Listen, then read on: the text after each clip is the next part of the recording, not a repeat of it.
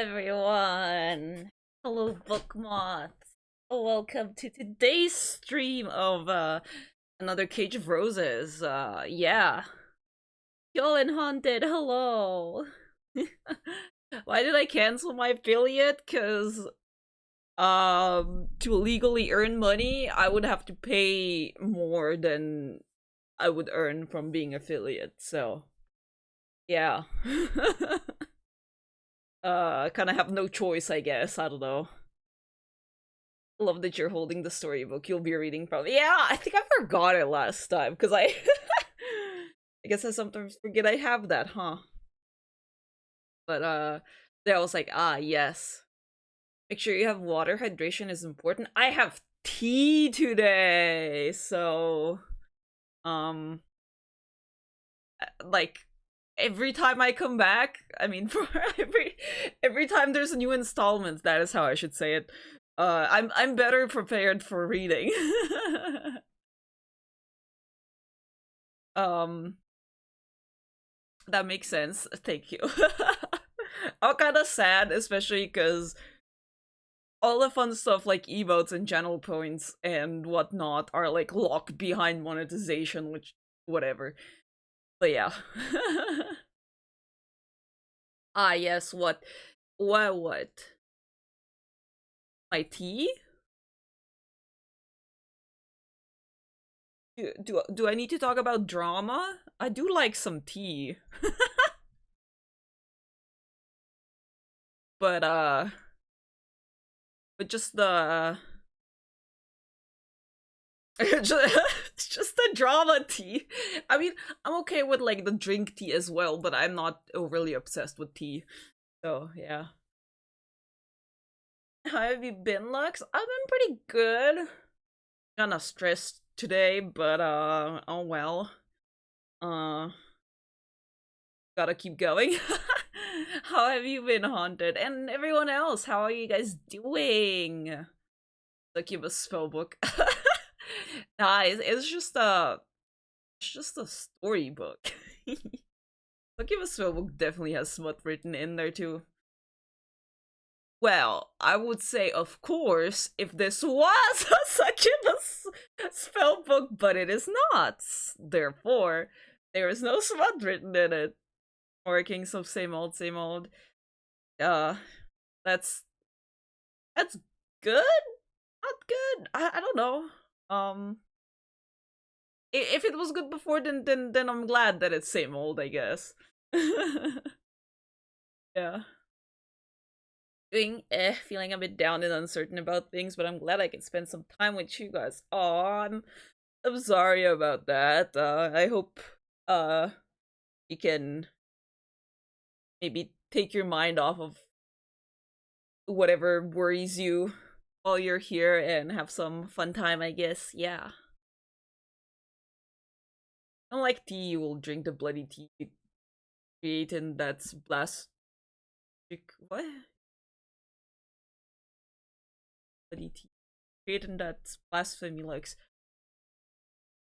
I mean, I'm just drinking it for the fact that it's warm and liquid, and it makes my throat feels nice after I have to talk for 2 hours straight.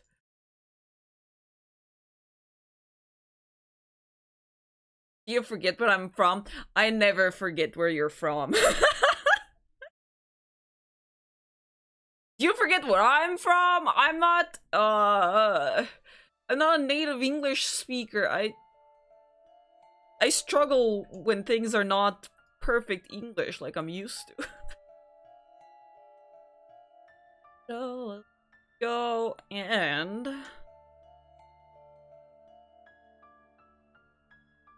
hey, artistic. We'll always drink the tea. Oh, okay. I will drink the tea, I guess. Sweet limited honey helps the throat. I do it. Yeah. Well, mine's just tea this time. But for example, when I'm sick, definitely honey and lemon. That's how you're supposed to do it. Maybe some rum or something as well. Okay, so I have to move my chat.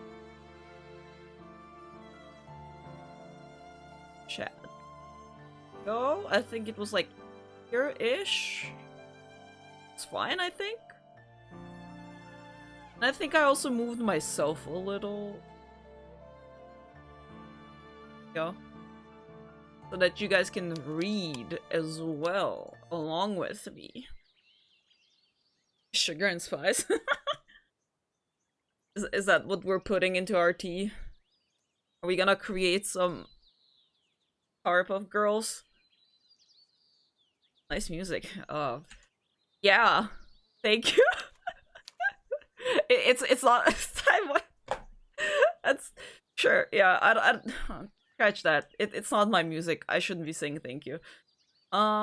You're reading. I know, right? What the hell? Okay. Whew, there we go. I also made a cake today.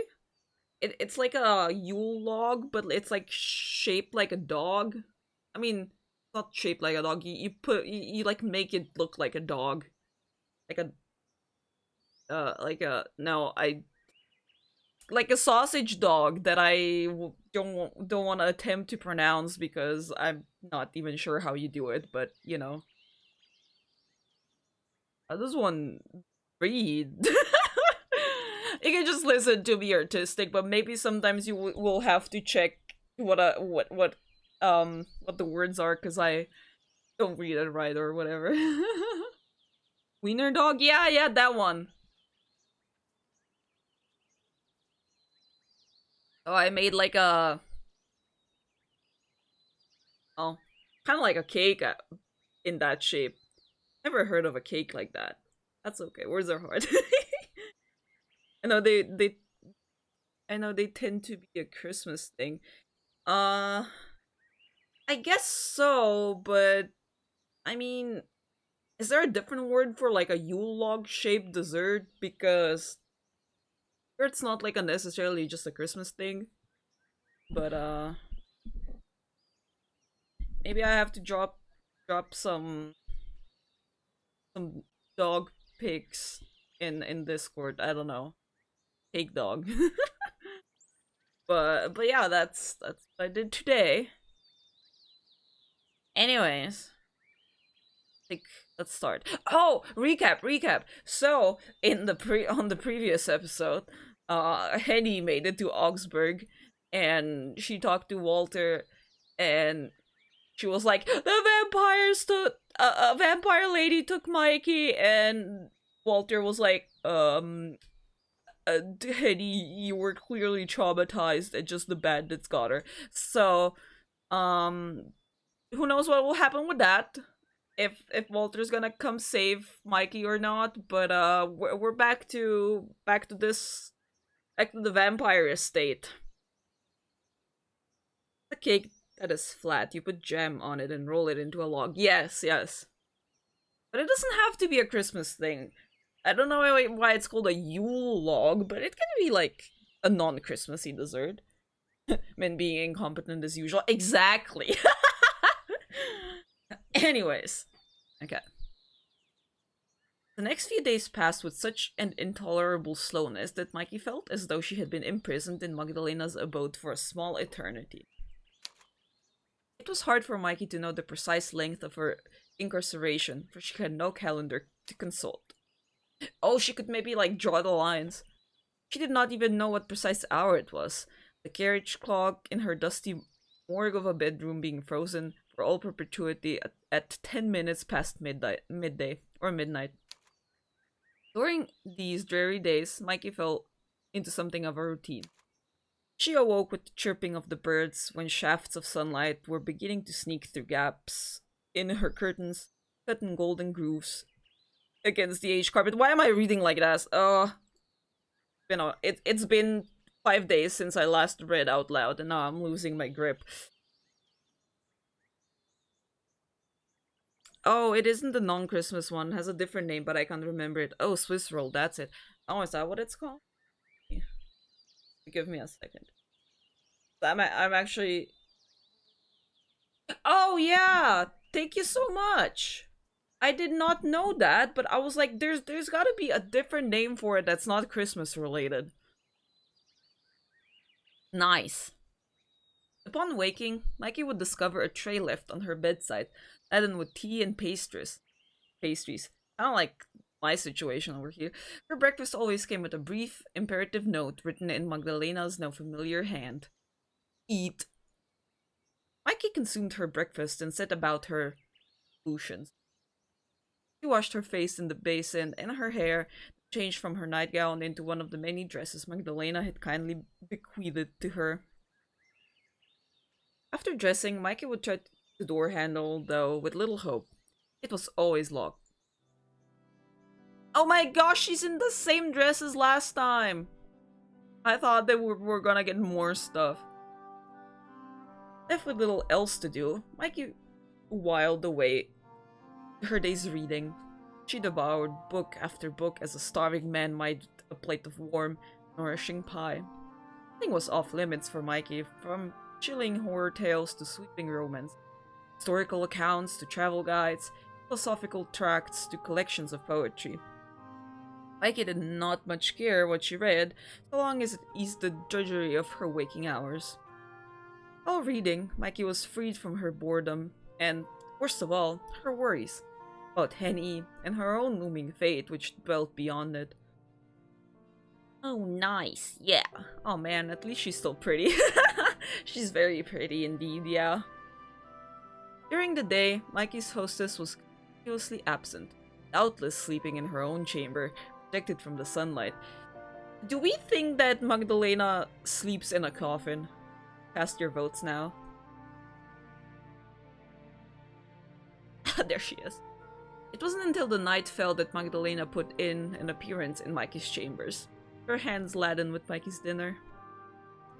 Magdalena sat upon Mikey's bed to observe her while she ate, and, from time to time, she would talk, her voice light and lilting, and almost sweet. Magdalena asked Mikey about the books she had been reading, and though Mikey had been initially reluctant, she soon found herself responding. Oh my gosh, the girlfriends are talking about the books. I vote she does sleep in a coffin.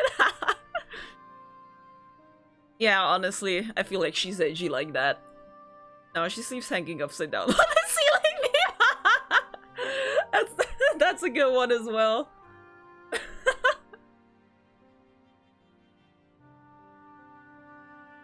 Part of Mikey feared if she did not talk, her vocal cords would begin to rust from disuse, much like the keyhole that sealed her window shut. She needed some opportunity to speak aloud, to ensure herself that she was still alive despite all of the odds.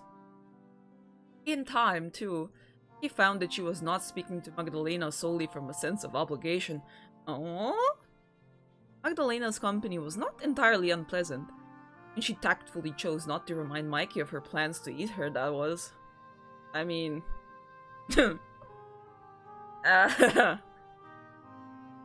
Magdalena had not spoken of drinking Mikey's blood for several days, however.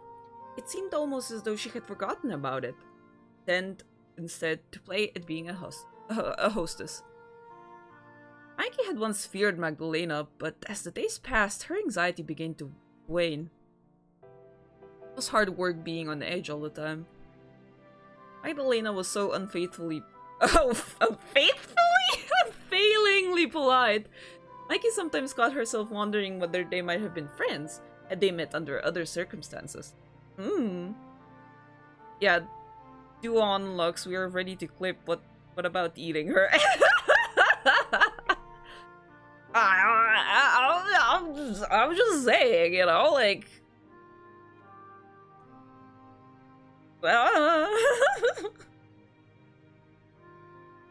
But then Mikey would catch Magdalena's gaze, see once more how red her eyes were, as red as violence, and she would start. Magdalena had not killed her yet, but she surely would. Someday soon, perhaps. She would tire of talking about Goethe and Schlegel and Eckermann, and then she would show her true colors. A flashback, of course. She would take Mikey's jaw betwixt her gloved fingers, then bring her teeth to Mikey's throat. Exactly. Then she would bite, and she would drink. Mikey's blood would be drained from her body until she turned cold, numb, and still, insensible. Could they ever hope to be friends under such circumstances? They could not even be acquaintances. It's unthinkable that anything could develop between them. What about love? They were nothing but a captor and a captive, a jailer and a prisoner. Stockholm Syndrome? Mikey was at Magdalena's mercy, but sometimes when Magdalena spoke to her, Mikey thought she could detect something in her gaze which spoke, not of bloodlust, but of loneliness. It was during times like these that Mikey thought they mightn't have been so very dissimilar after all. Love, yeah! It was late that night that Magdalena paid a visit to Mikey. The sun had set, and the sky beyond Mikey's bedroom window was black as pitch. Can you even... This is the only game media, whatever, that I've heard black as pitch used.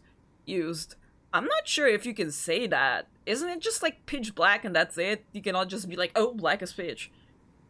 Holding hands, and they're not even married. How shameful. Yeah, maybe in these times, yeah.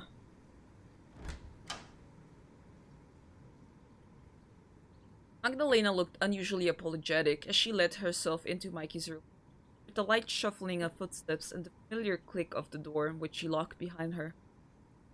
After slipping the key into her pocket, she turned to face Mikey and spoke. Oh my gosh, Mikey's all naked. I think you know why I'm here. I have put this off much too long as it is, and now it's time to take from you what I want. Magdalena inhaled, then took a few steps forth, her red eyes heavy with the seriousness of the situation. You can pitch was waste from coal mining. Oh, I did not know that. Man, I'm learning all manner of things today. I brought you here for a purpose. It is past time I fulfilled it. I must confess, however, that I do not feel good at all about treating such a lovely young woman so roughly. Are you sure about that, Magdalena? Typically, I pursue bandits and highwaymen, brigands whom deserve every iota of misfortune I inflict upon them. They're criminals, often petty crooks, nobody would miss. I make the world a better place, or so I like to tell myself, by disposing of them. So scandalously dressed. Yeah, roughly. But I cannot tell myself the same in regards to you. This is a first for me, so forgive me if I'm somewhat awkward. I've been unsure how exactly to proceed, but I must. I only hope you do not take it too personally. I have no genuine desire to harm. I do it. This question was so soft it seemed away in Mikey's darkened bedchamber. It just used to find asphalt and old roof waterproofing. Oh. Okay. Part of Mikey doubted it would reach Magdalena's ears, and indeed it took the other woman a while to react, but react in time she did. I do it because I must. It is in my nature to cause others pain. Which is also a type of resin. Yeah, I do know that that's what they put in asphalt. The tree resin, like tree. What's the tree juice called? What's the tree juice called?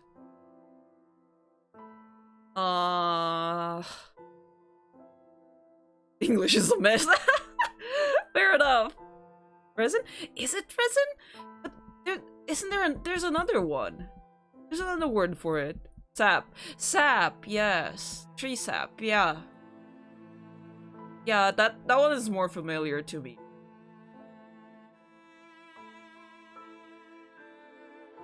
Tree juice.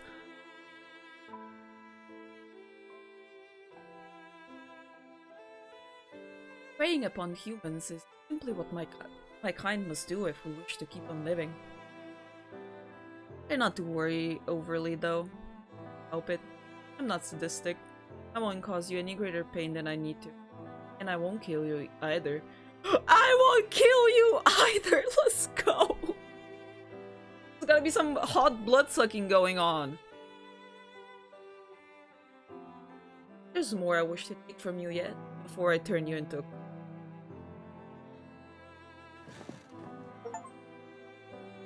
Mikey lets Magdalena feed upon her for the first time is the achievement I just got.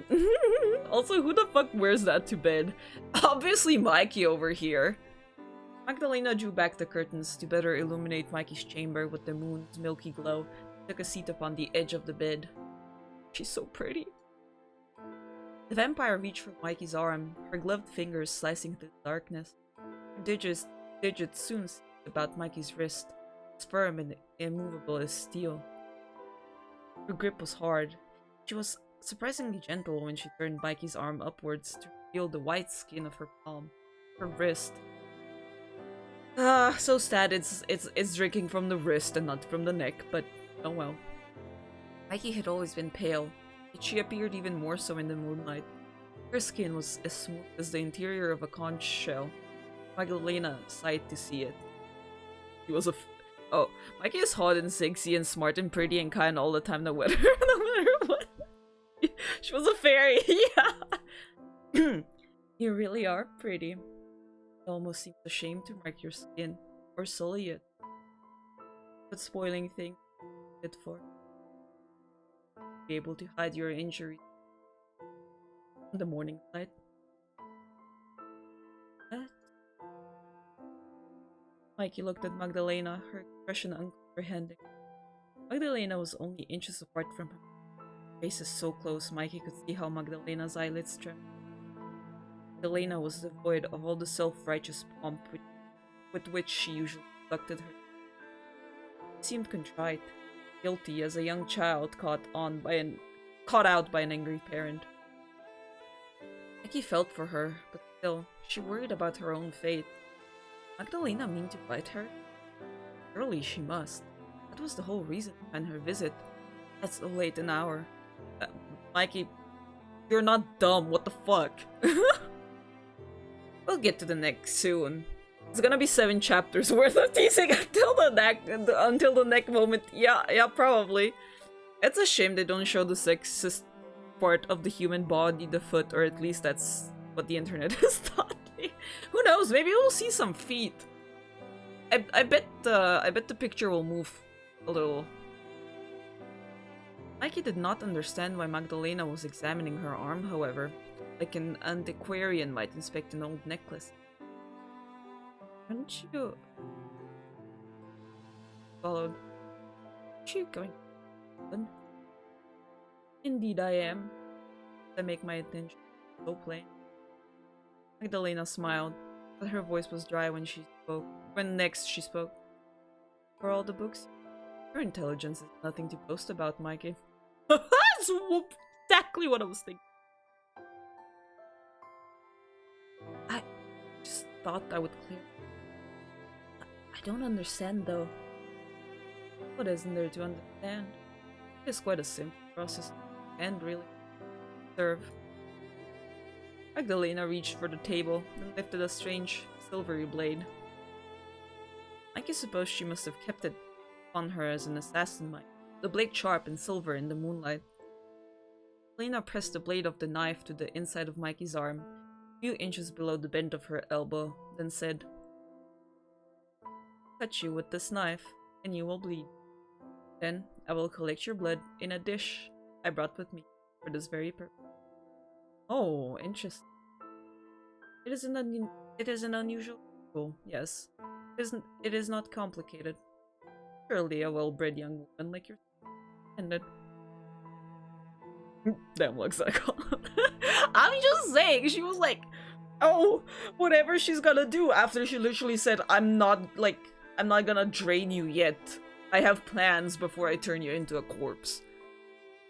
Why is that knife handle so small? Because clearly she just holds it at, like, on the blade part, so, you know. Again, the use of well-bred. They sure love that word, I guess. I understand, but... Mikey gasped, breath catching in her throat as Magdalena pressed the knife's edge to her skin. Magdalena had not pressed hard enough to lacerate her skin, not yet at least. The knife was hard and unyielding. The promise of pain made Mikey shiver. But you would be biting me, not cutting. Mikey looked at Magdalena's mouth. Her fangs were obscured, hidden behind her pursed lips. Mikey had seen them often enough to know how sharp they were. Magdalena's teeth had been made to rend human flesh. Why then would she resort to a knife? That knife is literally just a blade and no handle. Now, yep, I mean, it looks, you know, like since it looks kind of fancy, we can assume it's like an ornamental or, yeah, decorative knife. So, those aren't as, like,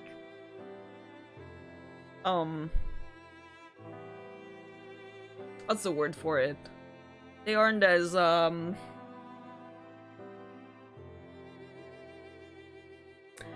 totally blanking out. The usability is not the first on the priority list, essentially, right? Damn, are Chet and Lux well bred? Are we? It seemed an unnecessary layer of obfuscation to the act of bloodletting. Perhaps it was to what the fuck is that word? Magdalena's guilt about what it was she was to do, or perhaps. And this new Dark Souls DLC looks pretty good. I know, right? I know, right? Hi, Joey, welcome in. How you doing? Decorative knife, yeah. Oh. Hi, my. Magdalena smiled, her carmine lips starting to reveal her wickedly sharp incisors. What is this, Mikey? You wish me to bite you? Yes! No, that's not it. I don't wish it. Don't. I thought that was what vampires were. Is that not what you are known for? A sausage, that's how you said. Got it! Because we are. In all the folk stories and the legends, I prefer to take a more pragmatic approach. Hopefully we're doing more than reading Lux's smut. I mean, this is a romance visual novel. Attic? Magdalena nodded. It is much it is much more practical to cut you. Wound will be easier to clean, and it will heal more quickly. Be less painful too.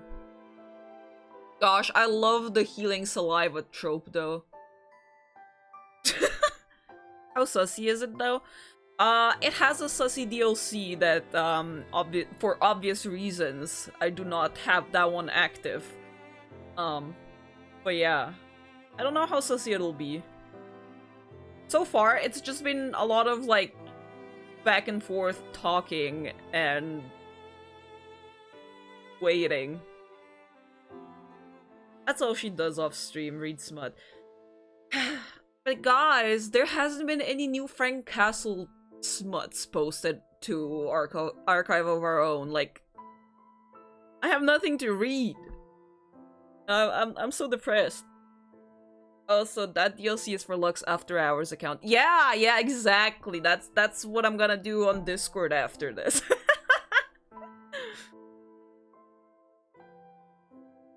before everyone gets a teen only account and cannot do stuff like that anymore. When will that happen even?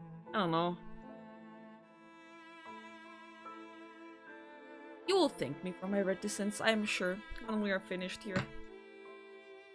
If I were to sink my fangs into you, I fear I wouldn't be able to stop myself. Your blood smells so very sweet, I would be obliged to try. Would like things to last just a touch longer than that. You don't wish to be drained of all you have in one situation, do you? All of the build-up would be not then. Mikey shook her head, shivering. Don't wish to be drained at all. I know you don't. I don't much blame you either. Here, Magdalena's good humor seemed to fail her.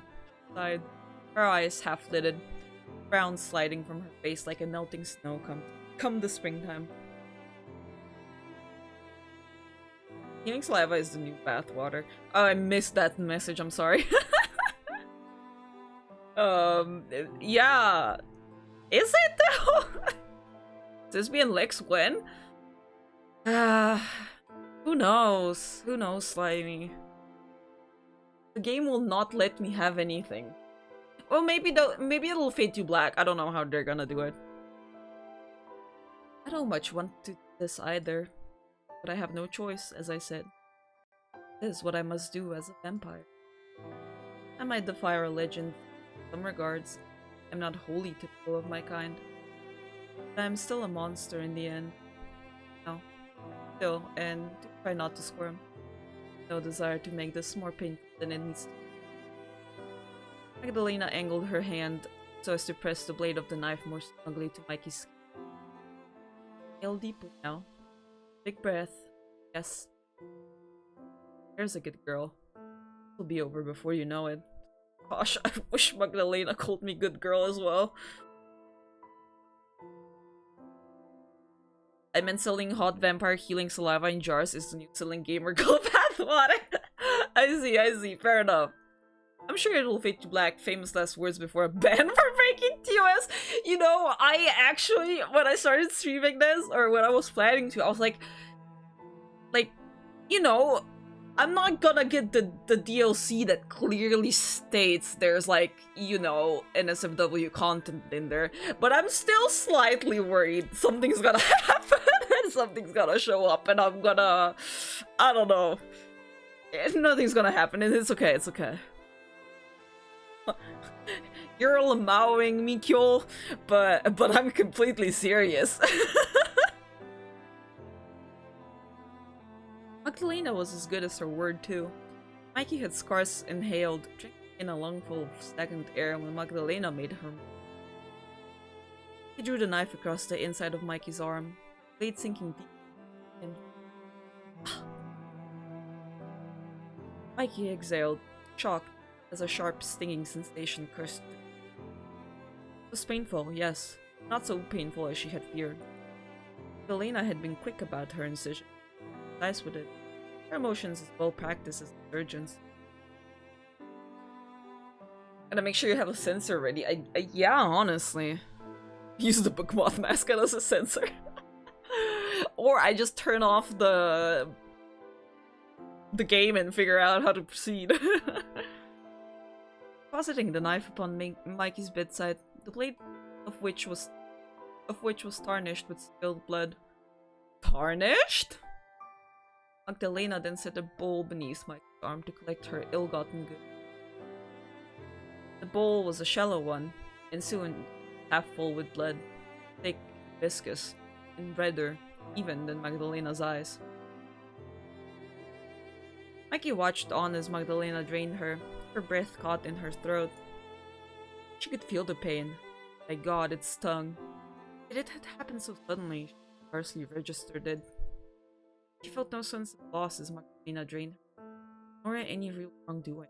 She was shocked instead, too stunned to know what she ought to respond. Goodness. Magdalena sighed as she observed Mikey's blood in the bottom of the bowl like a profane offering to a pagan god. Your blood is so very red, Mikey, and it is so very... I suppose I could try a drop of it myself. Tastes as good as it looks. Holy shit. But no. Let's abstain. That ought to be enough. For tonight, at least. Led well for me, Mikey. You bore your burden with the grace one might expect of a true woman. Did not even scream, though I saw you wince. I ought to commit.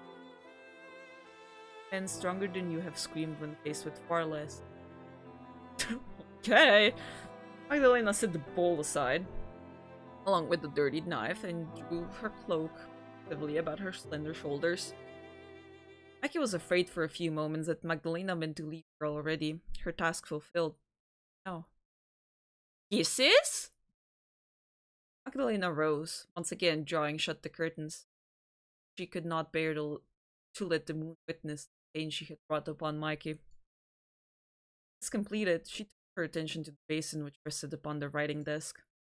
The basin was filled with water from earlier that morning, which Mikey had used to wash her face, though it was cold by now.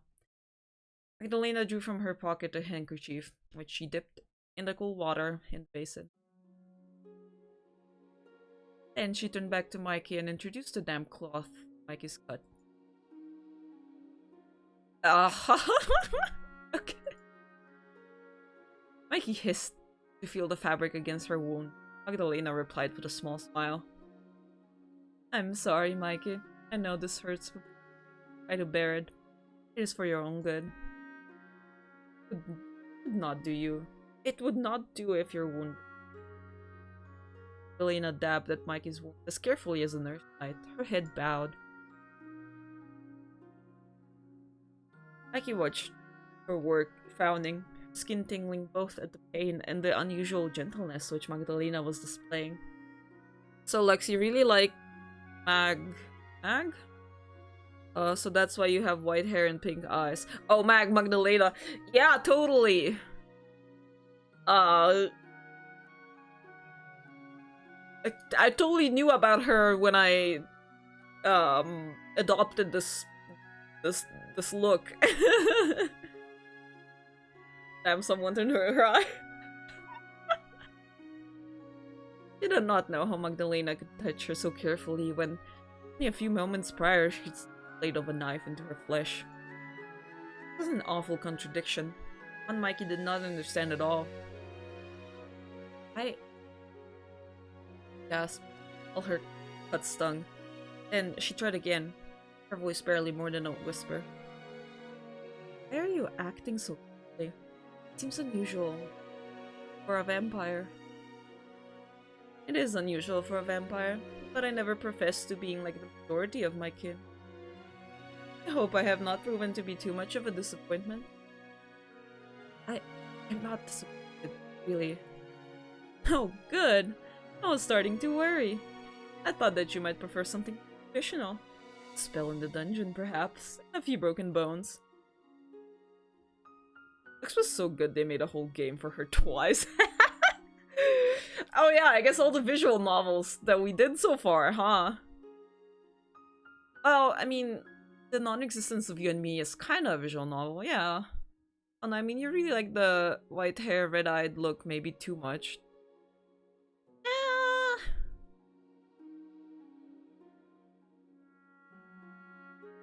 I would probably go full pink hair if this was not an adopted design. But I am confused. Say you don't wish to harm me, but you do so regardless. Rather contradictory. Yes, you would be right there. It is a contradiction. But what can I do? My whole existence hinges upon such fallacies. I am dead, yet I am also alive. I am a monster, but I still possess feelings. And, though I must drink blood to survive, I not truly wish to harm innocent, least of all you. It is quite the conundrum. I've had over a century to dwell upon it, but I doubt you will have the same luxury. I do want to be ginger. It's not ginger! Pink is pink! You humans aren't particularly durable. Mikey certainly felt delicate as Magdalena cleaned her. Elena was being gentle, yet the brush of her fingertips made her shudder regardless. She simply could not help herself. Bink is best? Bink is pest. Sure it is, son. Yeah, it is! And pink is the best.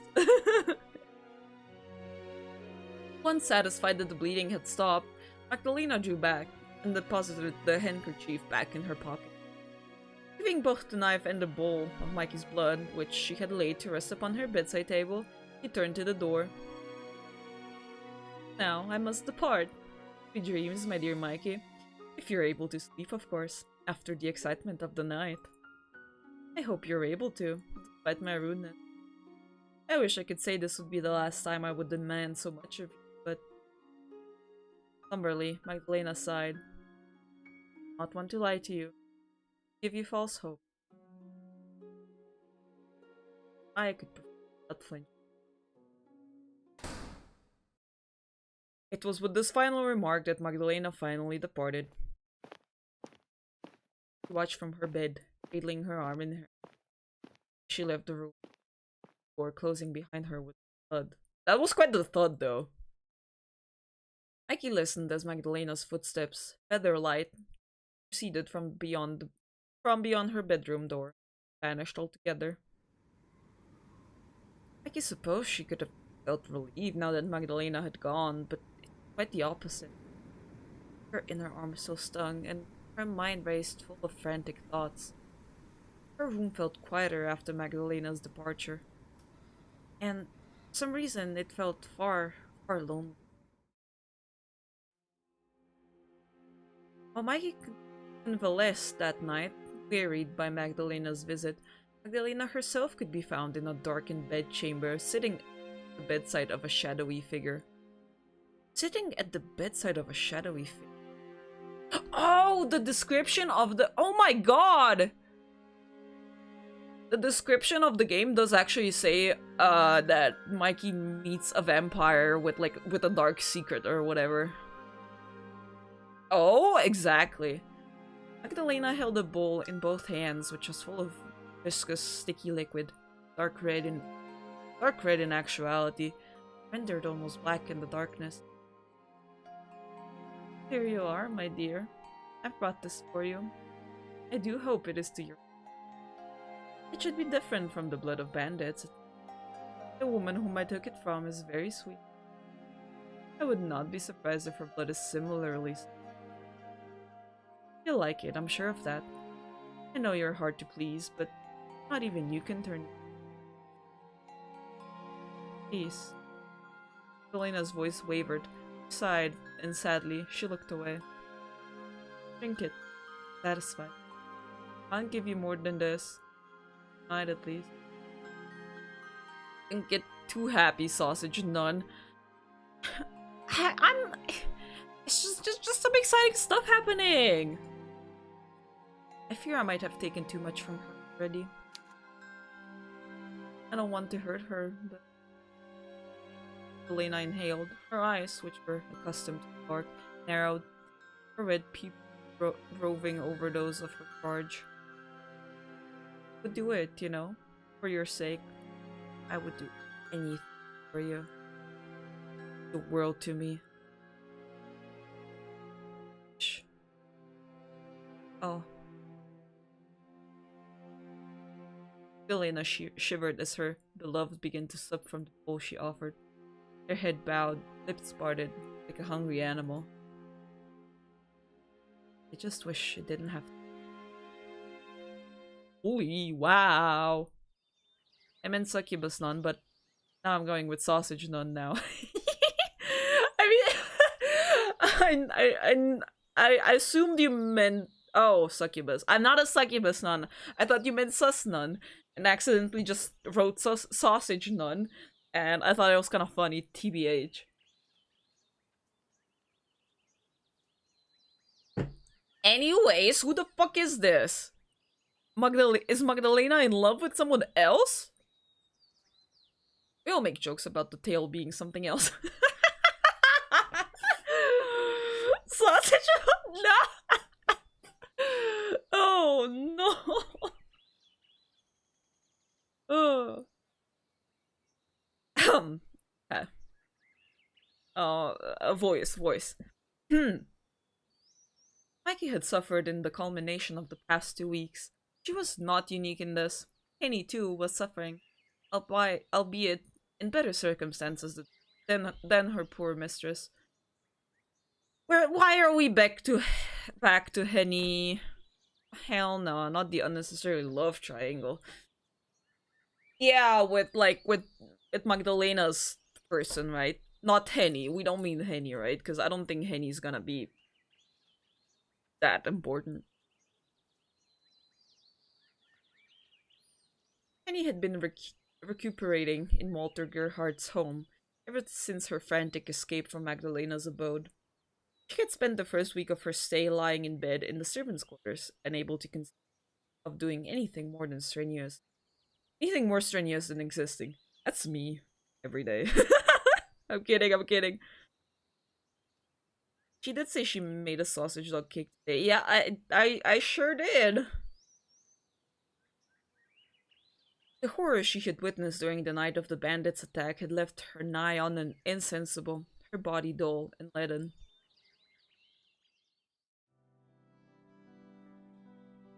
During this week, the local constabulary had arrived to ask any questions about all she had witnessed in the forest.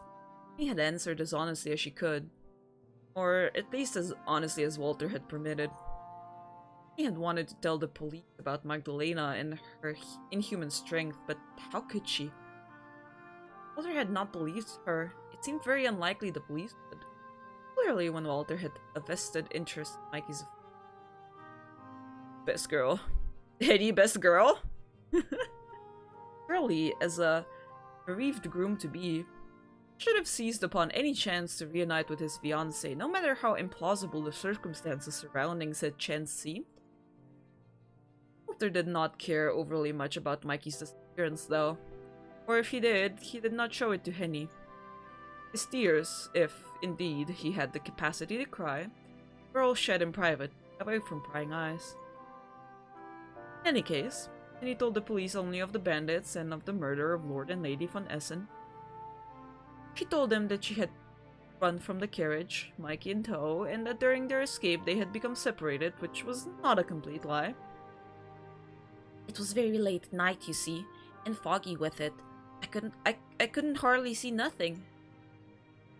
I was holding Lady Mikey's hand, but I was so afraid I ran on ahead. I feel like every episode I do a different voice for Henny. I don't know. I don't have a dedicated voice for Henny. My senses had returned, and I stopped to look behind me. I couldn't see Lady Mikey anywhere. She just ended up and vanished. A pair of police officers had asked Henny if she had heard anything suggesting a struggle, or else her mistress's screams, but to this Henny stubbornly shook her head. I know what you're implying, and no, I didn't hear any such thing. I don't think the bandits got their filthy mitts on my mistress. I'm sure she escaped, but I have no clue where she might be right now. So be wandering the woods for all I know. Just like a nomad. Oh, I can barely stomach thought.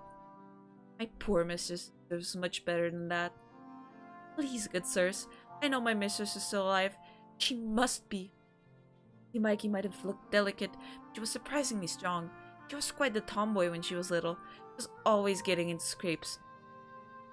A woman like that wouldn't simply die. She just wouldn't. It's impossible. And he asked the officers to search for her beloved Mikey, and they assured her that they will do anything in their power to help. If, by divine providence, your mistress still lives, then we will find her. Searching for missing persons is our job. You have no need to trouble yourself on the matter further, Fräulein. I think that's how you pronounce that. I think it means like maiden or little girl or whatever.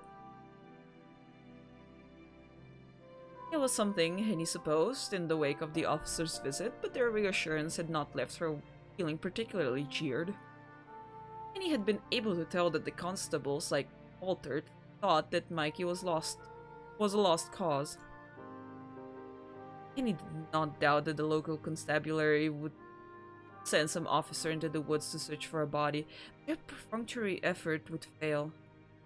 They would find Lord and Lady von Essen slumped in their carriage, but Mikey would be absent. Police could combed the forest as thoroughly as they wished. Any search undertaken with so little information seemed a failure. Annie knew, surely as she knew her own mother's birthday, that Augsburg's officers would never find Mikey. His body was not lying on the first floor, abandoned, curled up, and cut apart by bandits. Mikey was, instead, at Magdalena's mercy, her eerie abode deep in the heart of the forest. Whether Mikey was still alive was a mystery, but Henny wanted to believe that Mikey lived still. She had to believe that. 100% necessary Hennessy moment? Sure, necessary. She could not bear the thought of her mistress being tortured. Henny feared she might have to countenance such a thought. However, days passed and she heard nothing of the police's investigation.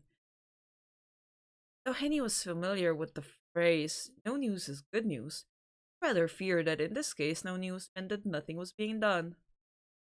Nobody seemed to care for Mikey other than Henny herself, but she could do nothing on her own.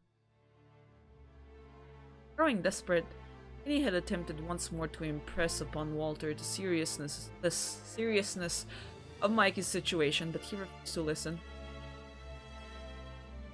You would come into my office and talk of bloodsuckers again? Walter had asked of her, his expression one of cultivated disdain. I understand that you suffered a nasty tumble in the forest, Frau Henry, but it has been a week since then. I would have hoped that you would have regained some of your senses since then. I assure you, Herr Gerhard, quite sensible. I'm trying to tell you the truth. Mikey was kidnapped by a vampire. Yes, I know. You have said twice now. You're very adamant about your claims, I must admit. It's almost impressive in a way, but you're laboring under a misapprehension. Vampires do not exist. Ergo, a vampire could not have captured my Mikey. They're the stuff of stories. But not another word. I'll not have you contradicting me in my own home, Frau Henrique. I took you in because I thought it the right thing to do. Please do not make me regret my act of philanthropy. You can continue to remain here if you wish, for as long as you like. But while you are subsiding upon my kindness, must abide by my rules. I won't have you bandying about vampires in my home, stressing my servants. They are impressionable enough as it is, without you further exciting them with your wild stories. But they're not stories. Not to you, perhaps, but that is part of the problem. Not want to be taken to an asylum, do you? Of course not. Then you would do well to hold your tongue. Silence is golden. What about Mikey? Did you not at least try to look for her? The police are trying. That is their job. It would not behove me to get in their way. I'm sure they will turn Mikey's body up sooner or later, if there is a body to be found. As for this talk of ferreting out this vampire's secret hidey hole, well, impossibilium nulla obligatio est. Now you may leave. I'm a busy man, and I've got a good deal of work to attend to. Out. Wait, did he say out, or out now? I don't know. Same thing. And that had been the end of that. Swiftly dismissed by Walter, Henny had stalked through the hallways of his home, all the while burning with the shame and the anger of it all. Look, speaking Latin is always a treat. Guess we need more Walter lines then. he always speaks Latin because he's so smart. How dare Walter treat Mikey's welfare in so cavalier a manner? Why, it was almost as though he thought her welfare did not concern him, as though he had not been poised to marry her and inherit her family's august title. That, Henny had thought bitterly, was all Walter had ever cared about. He had not loved Mikey as she did, because Mikey was Mikey. He had loved Mikey only for her status. He had loved her because she was a von Essen. I mean, obviously. Balta being a bitch yet again. Oh, how quickly love could vanish when its foundations were so flimsy. I don't think there ever was any love there, but whatever. Penny supposed there was a fancy Latin saying to express this sentiment, but if there was, she didn't know it. She was not half so learned as Walter, with all his books and all of his pomp, but at least she had a heart, one which was currently bleeding for her mistress's sake. With no strings of her own to pull, Police incompetent and Walter well and truly alienated, Penny had not known what next to do. Penny had spent the following week ruminating, at a loss. She felt well enough now to move, and she did. Penny had begun to help her fellow maidservants tend to the household chores in Walter's home, for want of anything better to do, though she was not one of Walter's official employees. Having her hands gave her some relief from the thoughts which whirred in her head. Penny was acquainted enough with housework that the mundane, repetitive tasks were almost welcome. Beating carpets and polishing banisters reminded Henny of a simpler, happier time when she had worked for Lord and Lady von Essen. During her breaks, had sneaked into Mikey's room to play cards with her. Mikey had always lost at cards. She had been hopeless at it. Her ability to tell lies had been almost non-existent. She had told many lies for Henny's sake. She had risked her own life for that of her maid. Would any other mistress have been so kind? He did not imagine that Mikey's mother, the indomitable Lady von Essen, would. She was the kind of woman who would have drowned puppies with her own neck. Not that her ruthless calculations had done her much good in the end. She had died, but Mikey had not. Not yet, at least. That was what Henny hoped. With each day that passed, however, it grew harder to cling onto this hope of hers, which had begun to look rather fragile.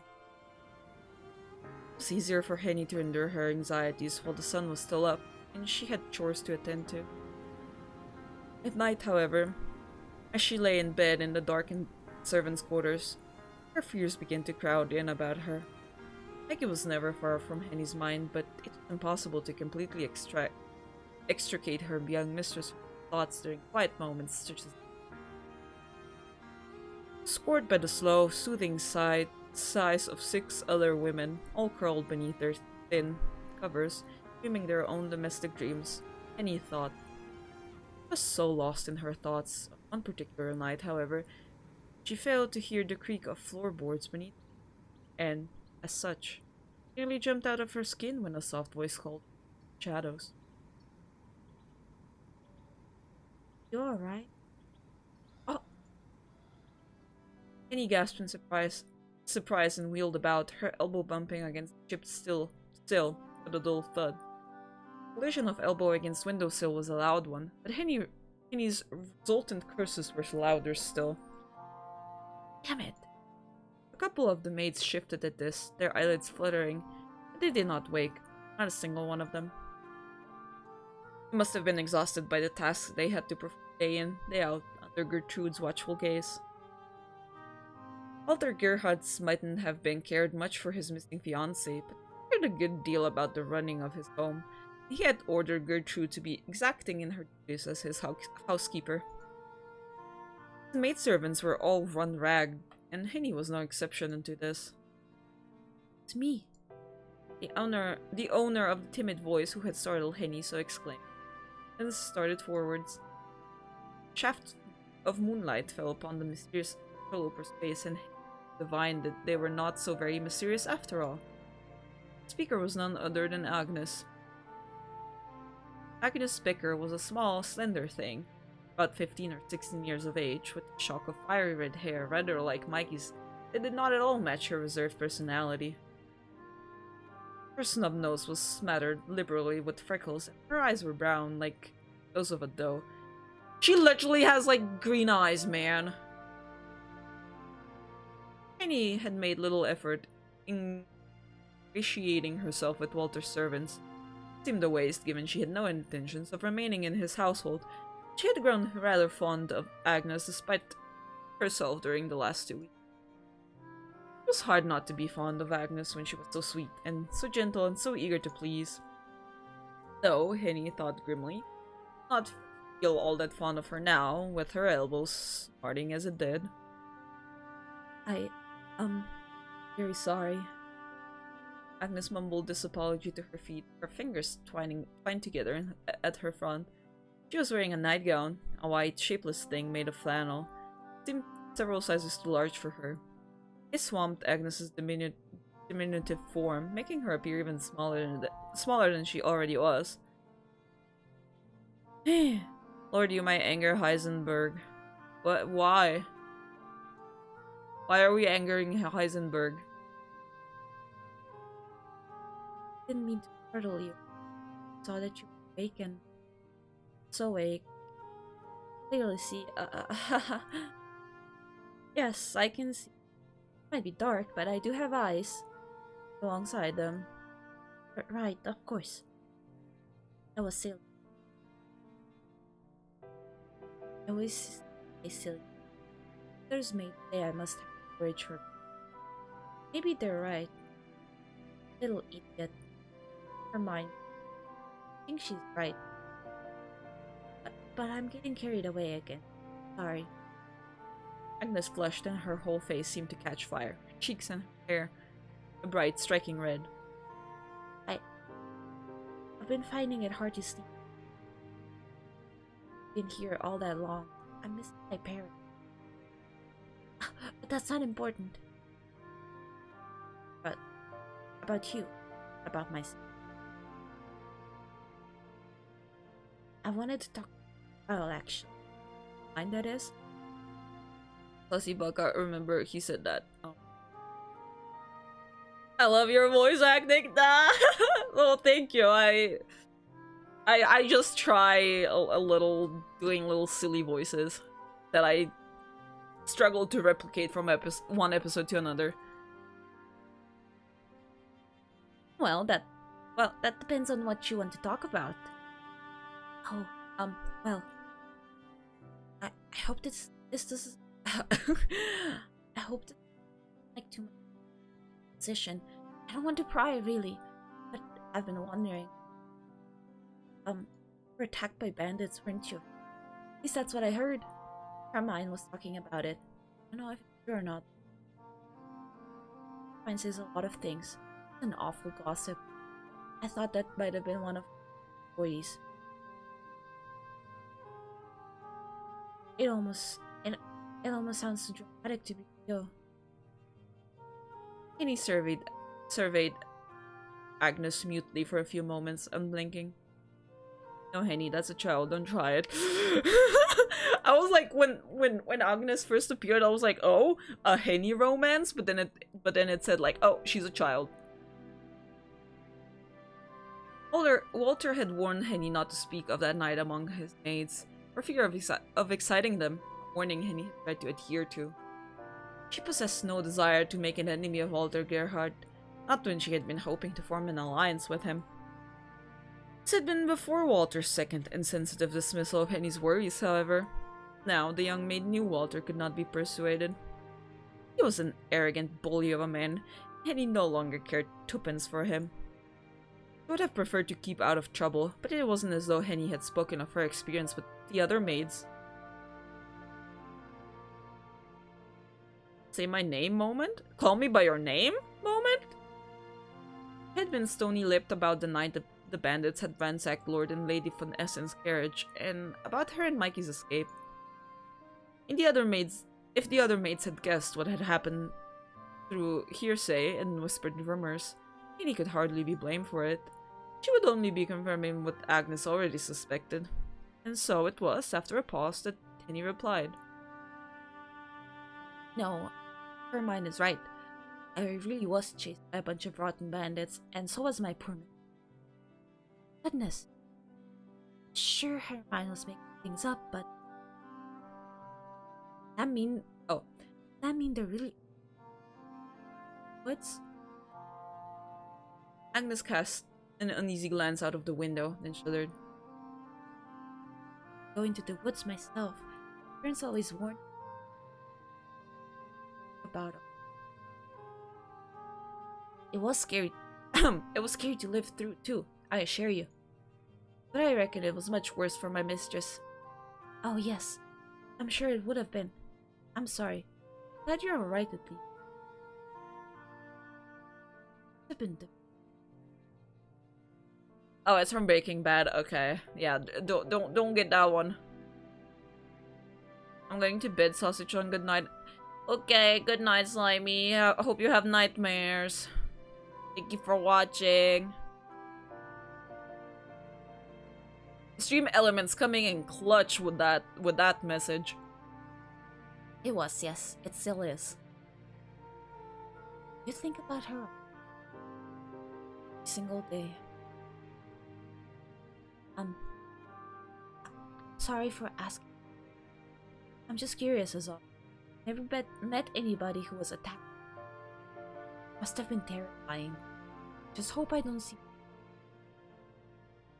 Mine says I talk before I think, but mine is everybody, even Frau Schreiber. It's alright. You couldn't be more tactless than the lawyer is. At least you actually seem to care. Hope you didn't get any says being Lex as well. Fine. You mean Herr Gerhard? That's right. Have a quarrel with him? Hermine said he'd been shouting at you in the office. But I don't know if I believe that either. Herr Gerhard is true. He isn't such a bad man. There are worse employers, and it's nice of him. I don't think he's ill.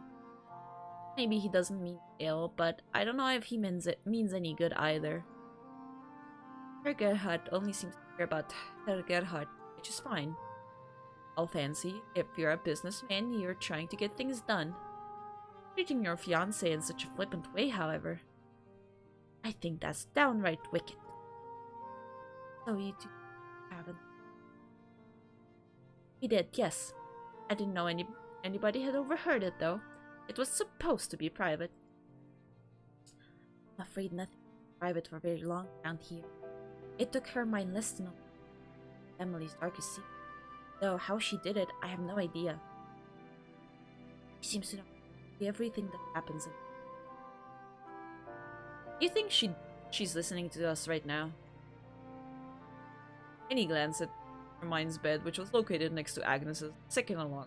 The famous Hermione herself was lying beneath her covers, curled up, her copper hair spooled across her pillow like a tangle of snakes. Interesting. Penny had spoken little to the maids under Walter's employ, but even she was aware of Hermione. She appeared of an age with Henny, perhaps slightly older, and she was so stunningly beautiful she seemed almost otherworldly. Though a maid, Hermione possessed an attitude more appropriate for a duchess.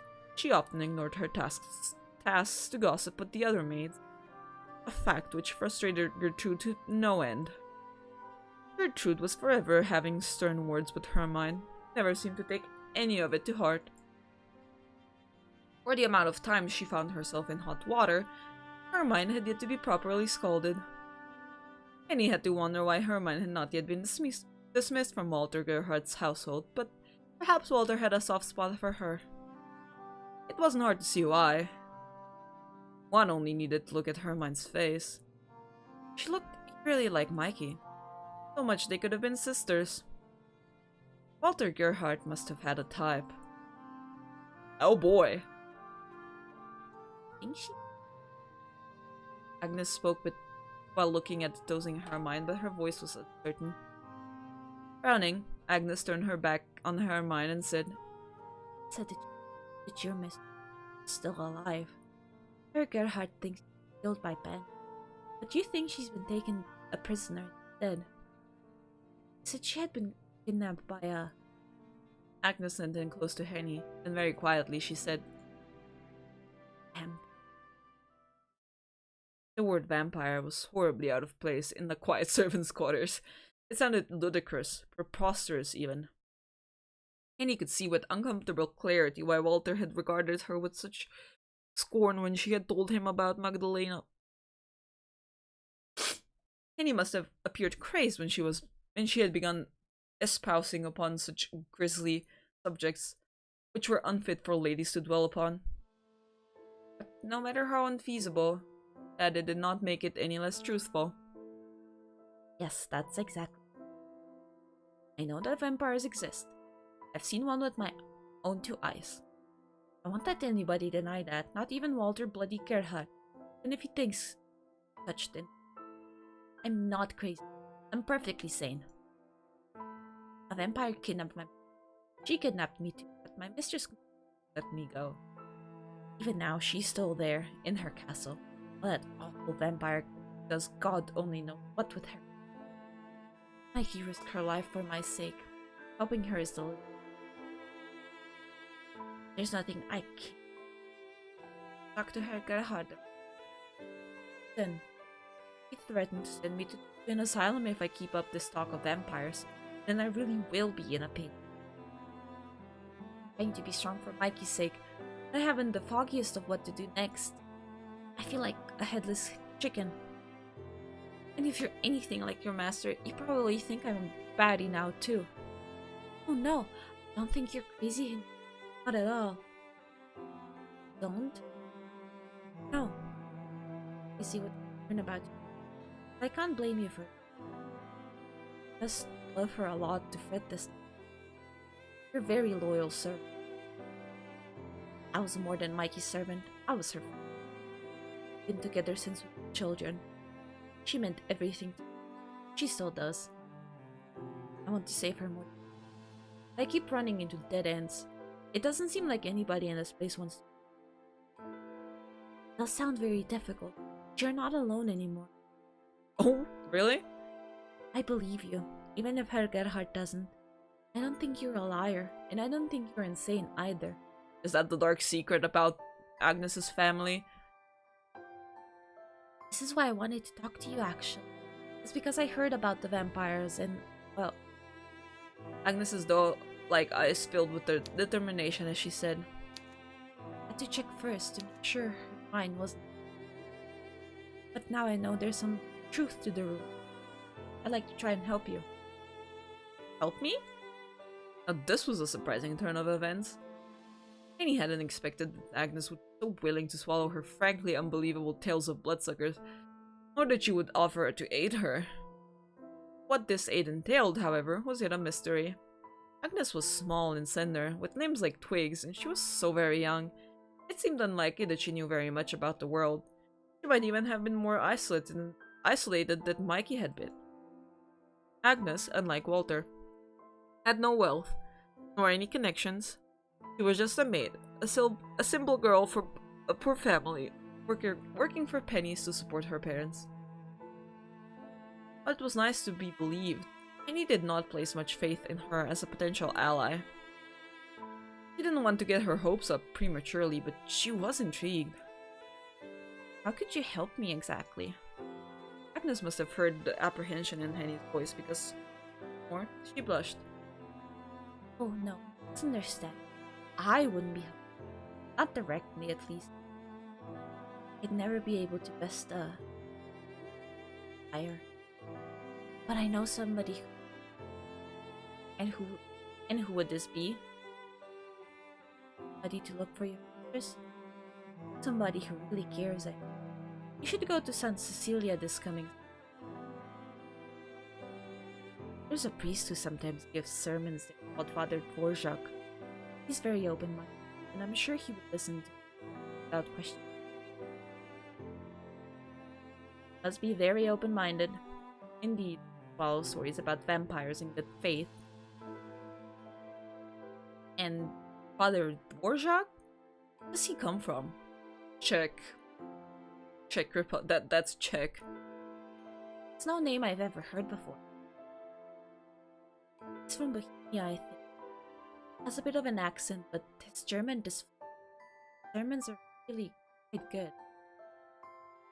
My mother is very fond. She always used to take me to listen to him. Whenever he would... Yes, she isn't. But often.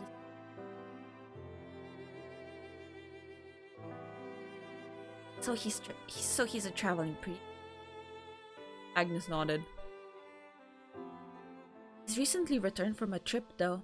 I think he's in Augsburg now. You should be able to see him this Sunday, or at least I think you should. I'd be disappointed if you... I've been meaning to attend his sermon this Sunday. You sound very fond of this Bohemian priest. Oh, I am. I can't sing Father Dvorak praises enough. He's a real gentleman. He helped my mother a lot, you see. Agnes blushed hotly. It seemed to be her wont. I won't go into that. It's personal. You'll probably find out soon. Anyways, if you stay here long enough. My mind likes to needle me about it, as if I'm somehow to blame for my father's actions. But enough about that. Father Dvorak listened to his concerns, and he consoled her, helped her through a very difficult.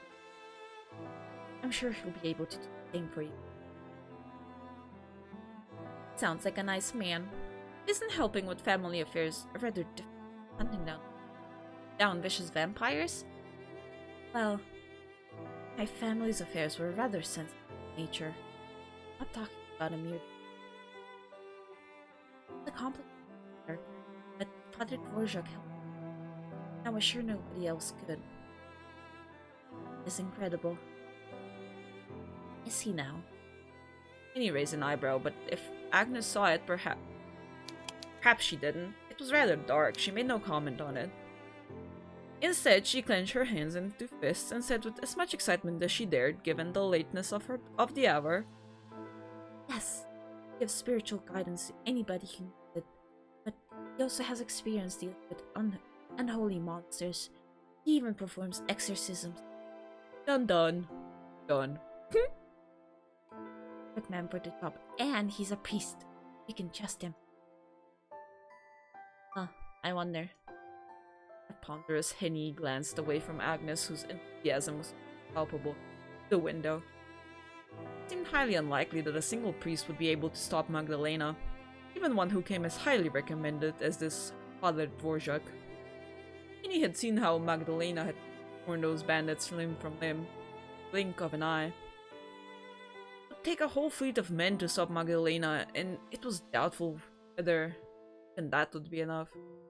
This Father Dvorak must have been better than nothing.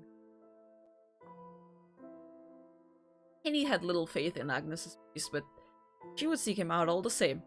She did not stand to lose anything by a brief consultation, not when she had already lost everything she cared for.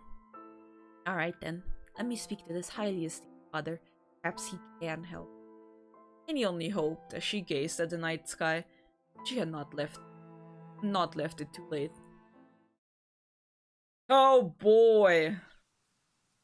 I need to BRB because my voice. I'll be right back.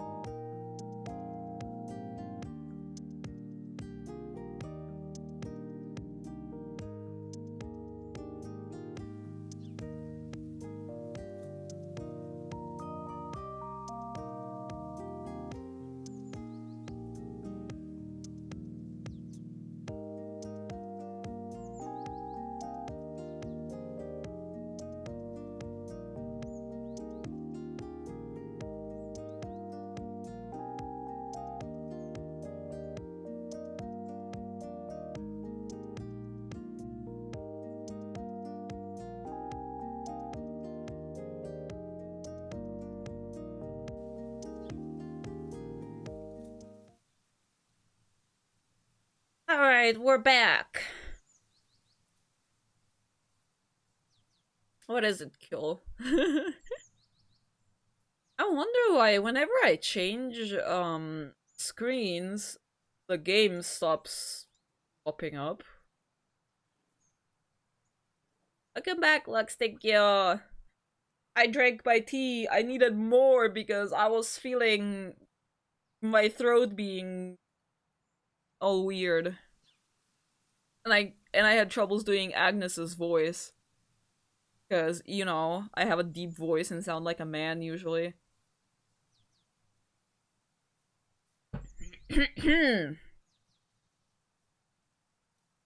Let's go. Mikey felt weary when she awoke the following morning, exhausted after a night of uneasy sleep, which had been broken up with bad dreams. Gotta stay hydrated. It's not so much about hydration, it's more so about the throat remaining moist. And never spill the tea. Honestly, I don't have that much tea to spill. I just like to. I just like to. I just like it when others spill the tea to me. Lux voice is blessed. I'm glad you think so. Protected. usually, my voice is usually like. I mean, I don't have problems with my voice usually. Like, I would go to concerts and I would sing the whole time, and like, you know, some people are like, oh, I lost my voice, and I'm like, I'm fine. So my voice is usually pretty fine.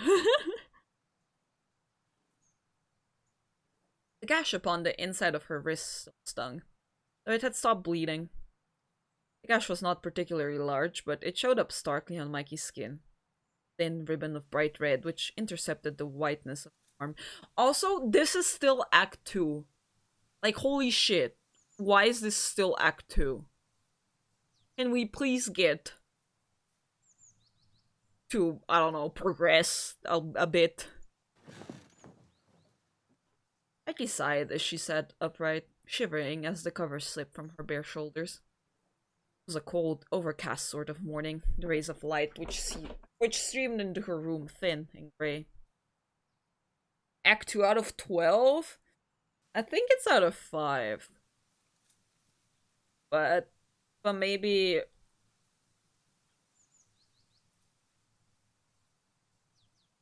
Age of Roses Act.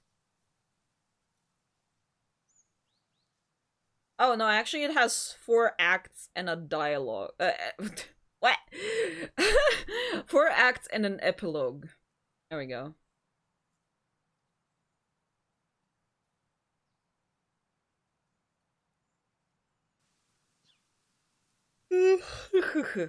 Alright. Oh, I see. Yeah. Briefly, Mikey considered rising, dressing, and washing her face.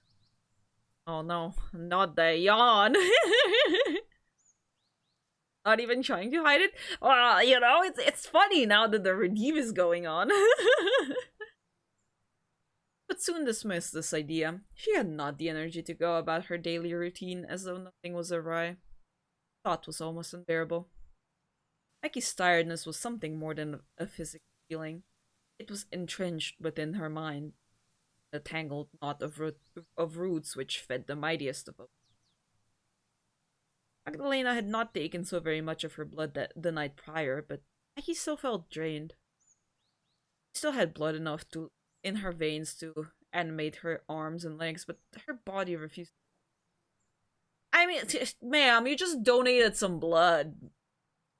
You're gonna be fine. Eat a sandwich, and you'll be back to normal. She was too preoccupied with her thoughts of last night and of Magdalena. Fun fact, for some reason, I've always really wanted to donate blood.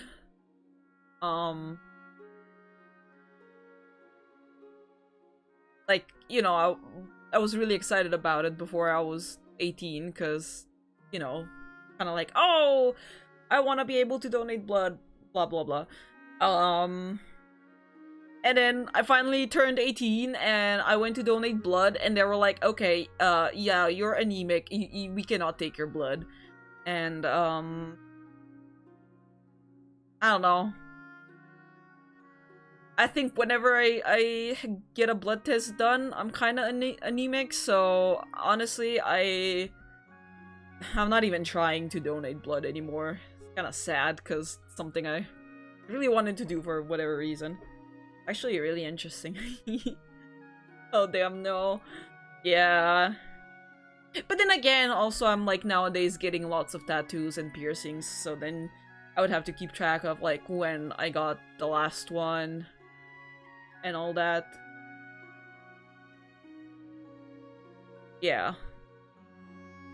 Also, I know you're not supposed to be really medicated when you donate blood, and I'm not sure how, like, how do antidepressants, like, do the antidepressants affect that, or is it, like, some other stuff, I guess?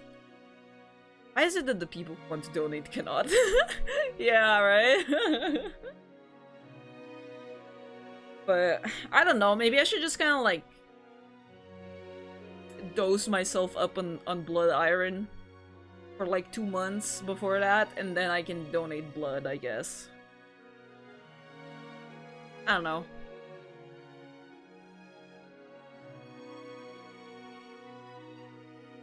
Though unwilling to admit it, Mikey might have begun to grow fond of her captor. Stockholm Syndrome! For a self-proclaimed monster, Magdalena's company had not been too unbearable. Not when she spoke to Mikey of poetry. Mikey had even begun to wonder whether Magdalena was a monster at all. Surely nobody who talked so animatedly about romances could be wicked. Why, Magdalena liked a lot of the same poets Mikey did. Many more she had never even heard of. Magdalena spoke of all of the written word with such piquancy, it was really rather touching. At least until she had introduced a knife to Mikey. Magdalena had not looked happy about this turn of events, however. She had been rather apologetic about the whole affair, but served only to make Mikey even more curious. Why had Magdalena drained her blood if she did not wish to? Mikey turned this thought over in her head, sticking it in, when... Excuse me? Mikey's musings were interrupted by a rapping of knuckles upon her bedroom door. A familiar voice spoke in an unfamiliarly soft tone. It was, of course, Magdalena. You awake, Mikey? And if so, may I come in? I've brought you your breakfast. Mikey frowned at, and, letting her arm drop to her side, cast her gaze to the door. Magdalena's nightly visits had been regular throughout Mikey's imprisonment, but never once had Magdalena visited her in the morning. Mikey had not known Magdalena was able to wander about in the early hours, being a vampire. She had thought them sensitive to the sunlight. Not, Mikey supposed, that it was particularly sunny morning. Miserable would have been the most apt description for it. Her bedroom was freezing. What about some cuddles with your vampire GF? Mikey? Selena's voice called through the wood once more, and though Mikey had resolved anew to dislike her, she felt her heart quiver. Very yes, indeed! Magdalena sounded less like an unconscionable villain, rather more like an awkward, uneasy young girl.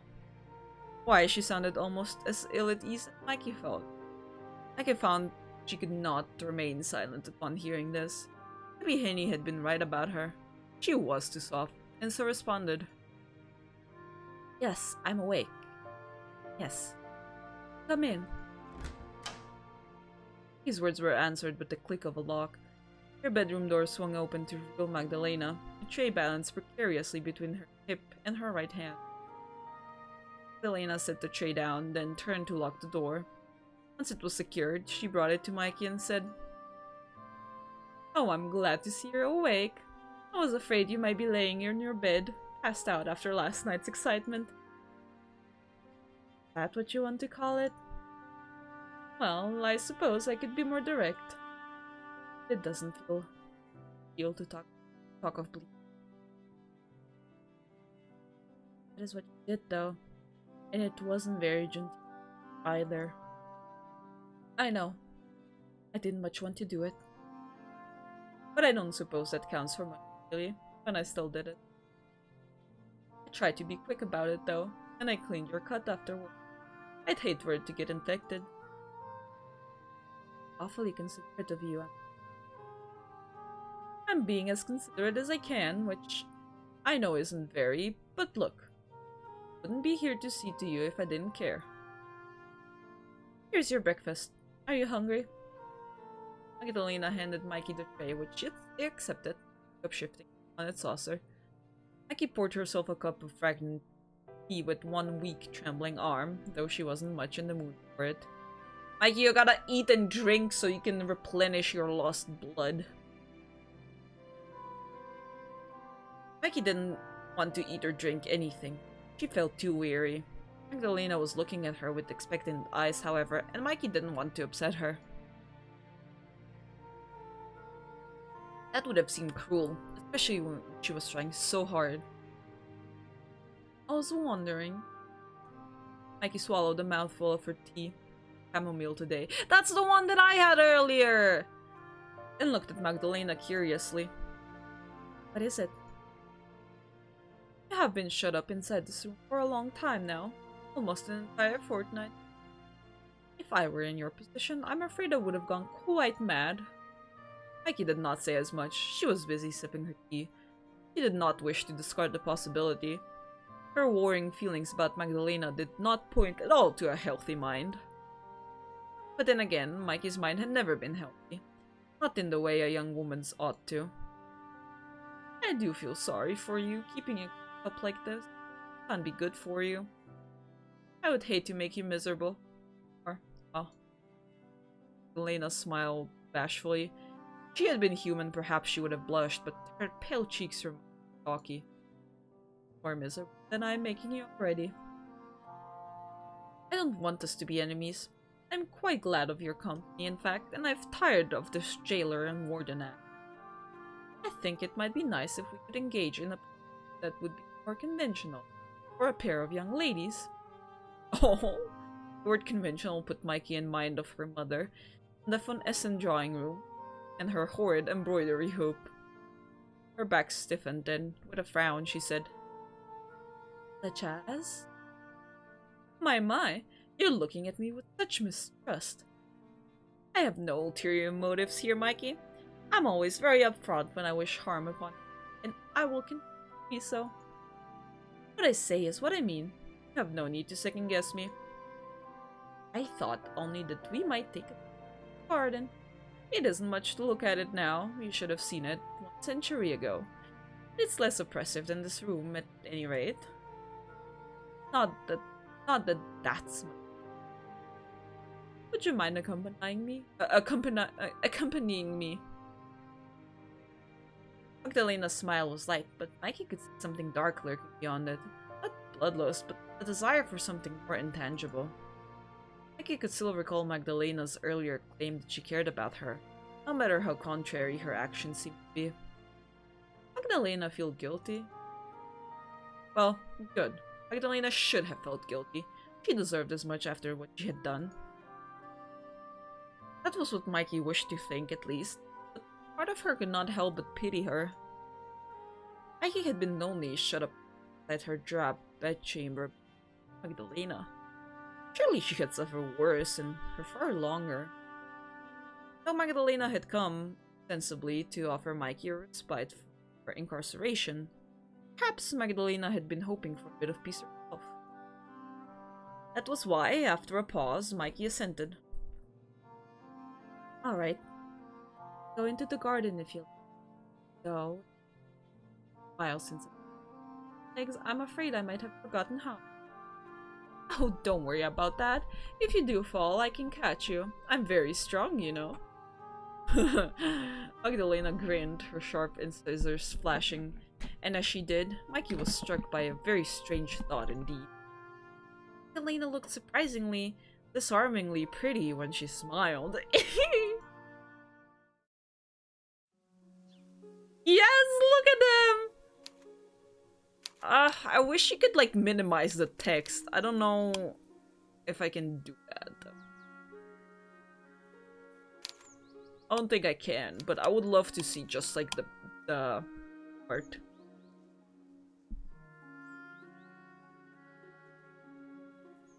Oh, it really is. Oh, it really is a dull day. Why, it's almost as gloomy outside as it was in. Ah, so cute! I know, right? Magdalena sighed as she surveyed her garden, or what remained of it. She was wearing a wide-brimmed hat, presumably to shield her head from the sun's rays, but there was so little sunlight this might have been an unnecessary precaution. Mikey, meanwhile, gripped a parasol betwixt her gloved fingers. Magdalena had offered it to her before they left to protect her pale skin. Though this, too, had been a wholly unnecessary gesture. I'm starting to wonder whether this mightn't have been a fool's errand.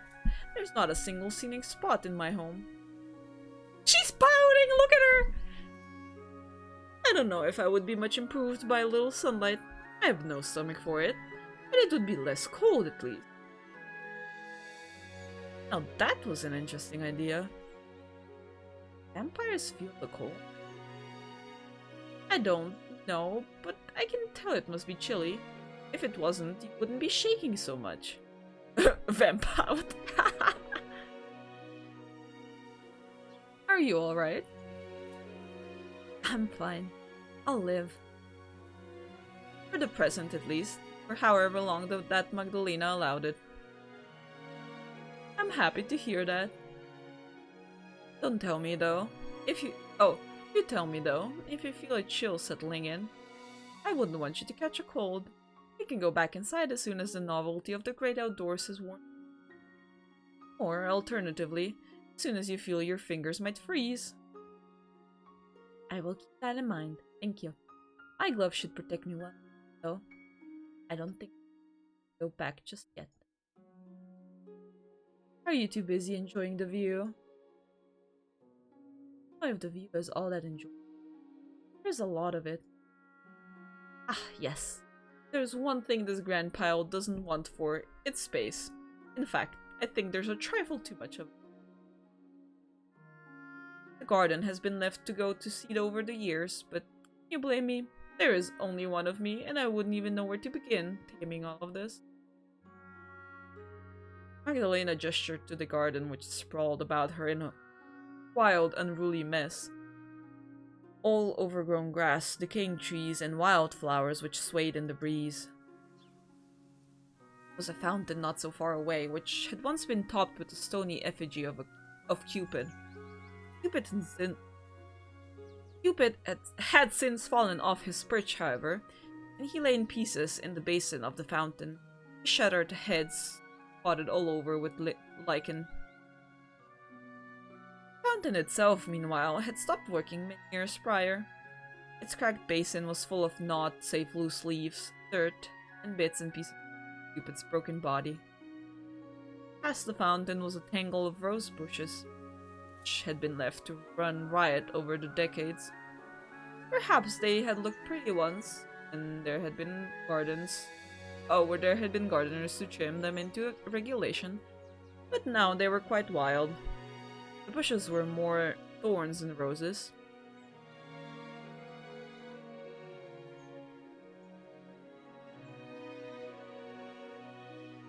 A Court of Thorns and Roses by Sarah J. Maas! Let's go!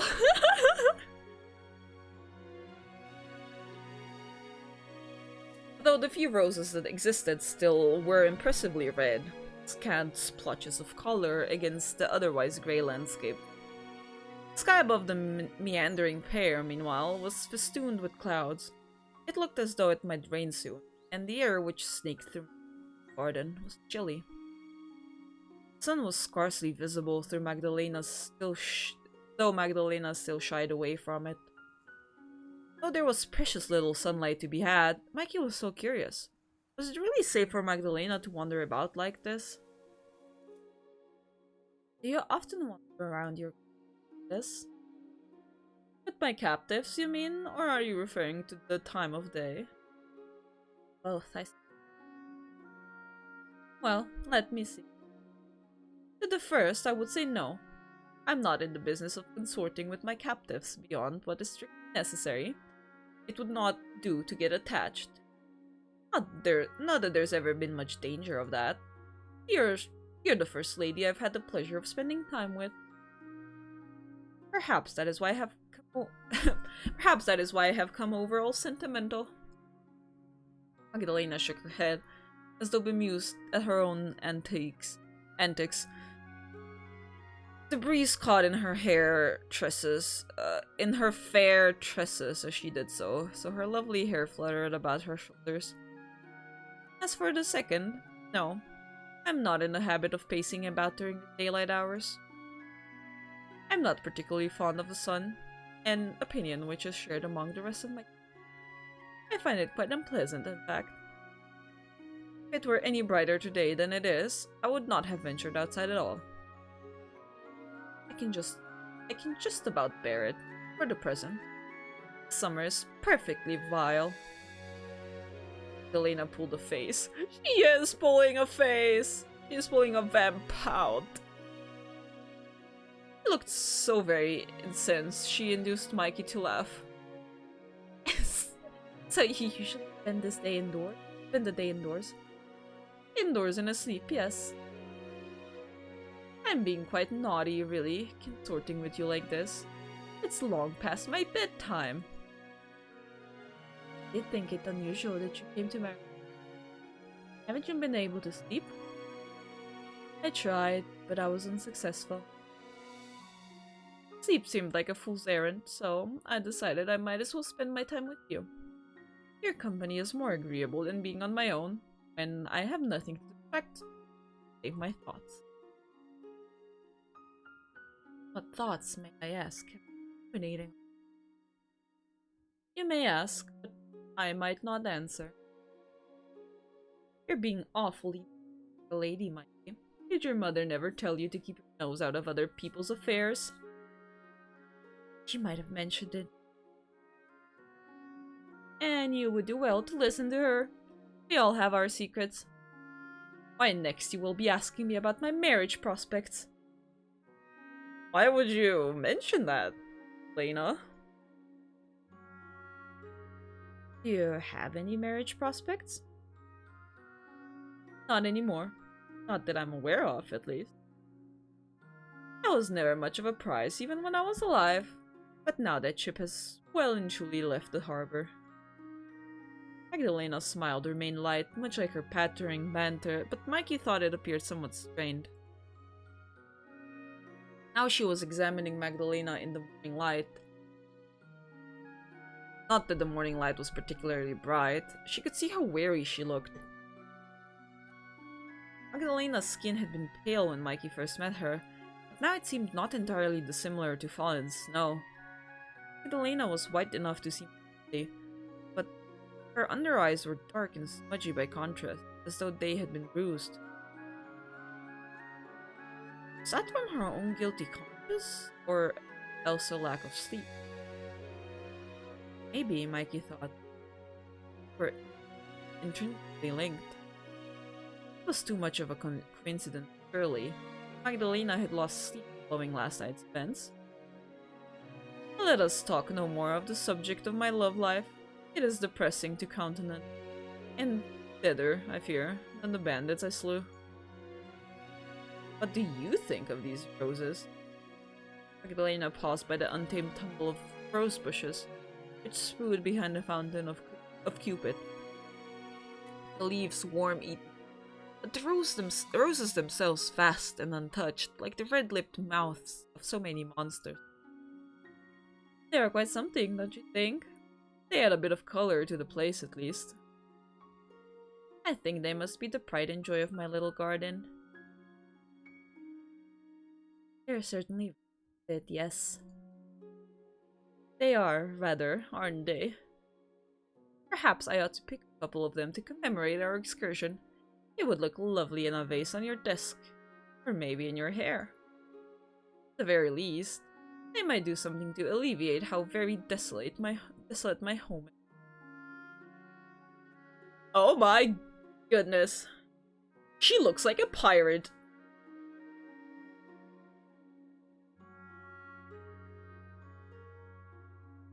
Wow. Nice. Magdalena leaned forward as she spoke, one arm extended.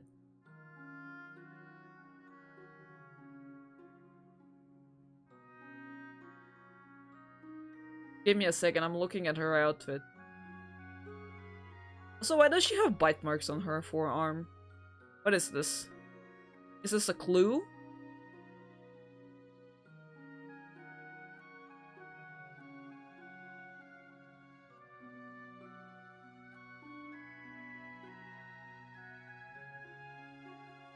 Aki watched as she made to pluck one of the large, heavy-headed roses out from among its brethren.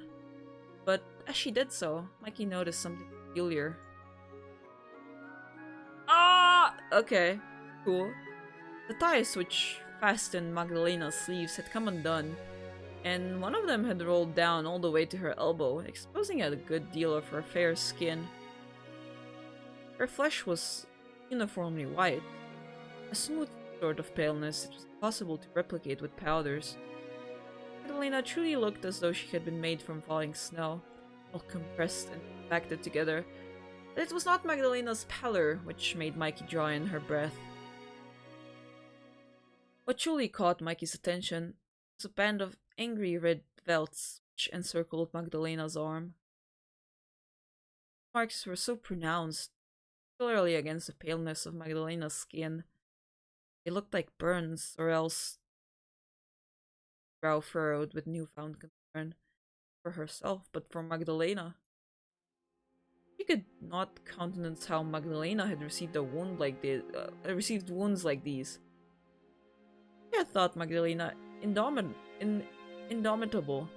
possible to best in a competition of strengths.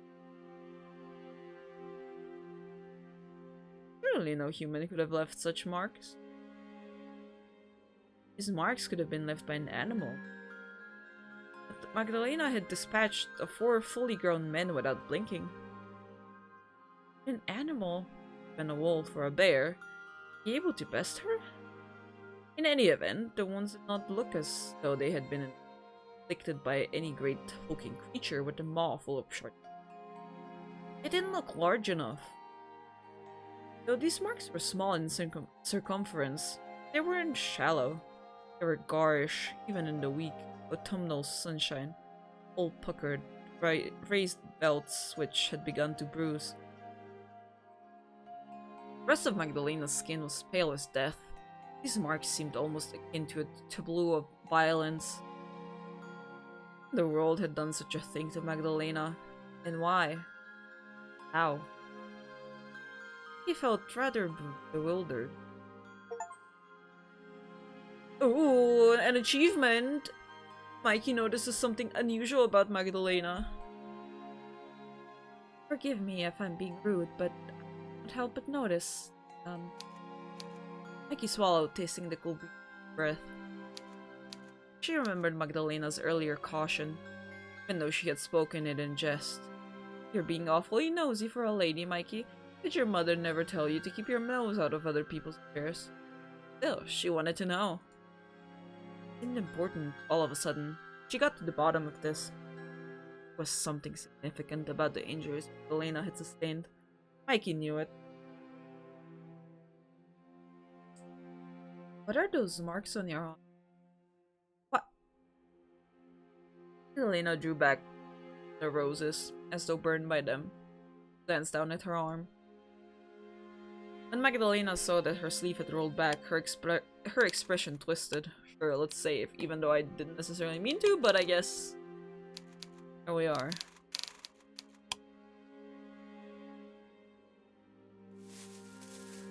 Didn't blush. Again, Mikey did not think her capable of it, but roughly tugged her sleeve back down. Her expression was one of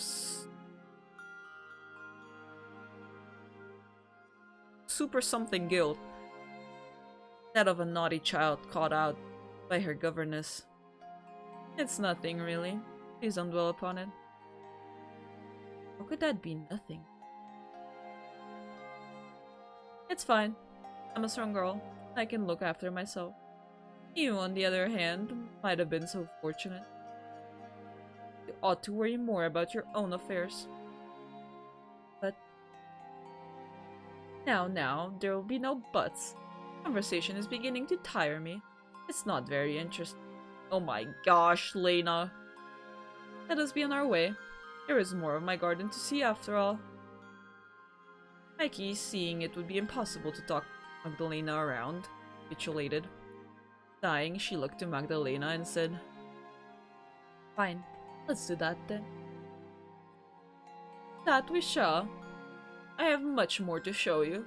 Do try to keep a pace with me, my dear Mikey, or I shall leave you behind. Then you might never find your way back to my home. Would you care to take my arm, to be on the safe side?" Oh my gosh, what a pickup line. "That is very gallant of you, I'm sure, but I think I'll be..." "So you mean to spurn my affections? Oh, my lady, how you wound me." Magdalena's theatrics might have brought a smile to Mikey's lips, but she felt too preoccupied with Magdalena's injuries to attempt anything approaching merriment. He had seen those marks for only a few seconds, but they now felt imprinted upon her brain. That was not a sight she would forget in a hurry. Such wounds couldn't be dismissed as a mere trifle. No matter how Magdalena had tried to change the subject, hastiness to hide the marks had been concerning, as was her caginess. Magdalena was definitely hiding something from Mikey, but to what end? Mikey could not even begin to guess.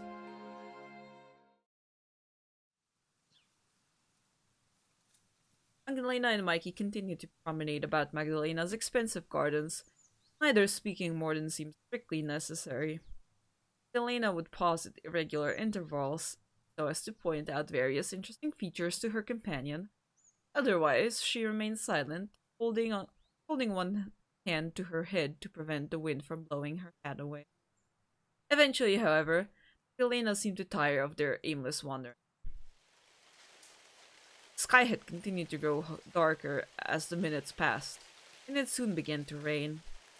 A faint patina of moisture which fell from the grey clouds above.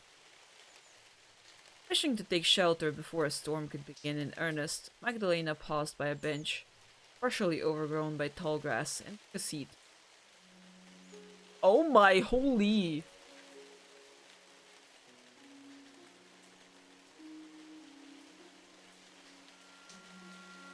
Oh, I wish I could remove the text. Oh my god, that is so pretty.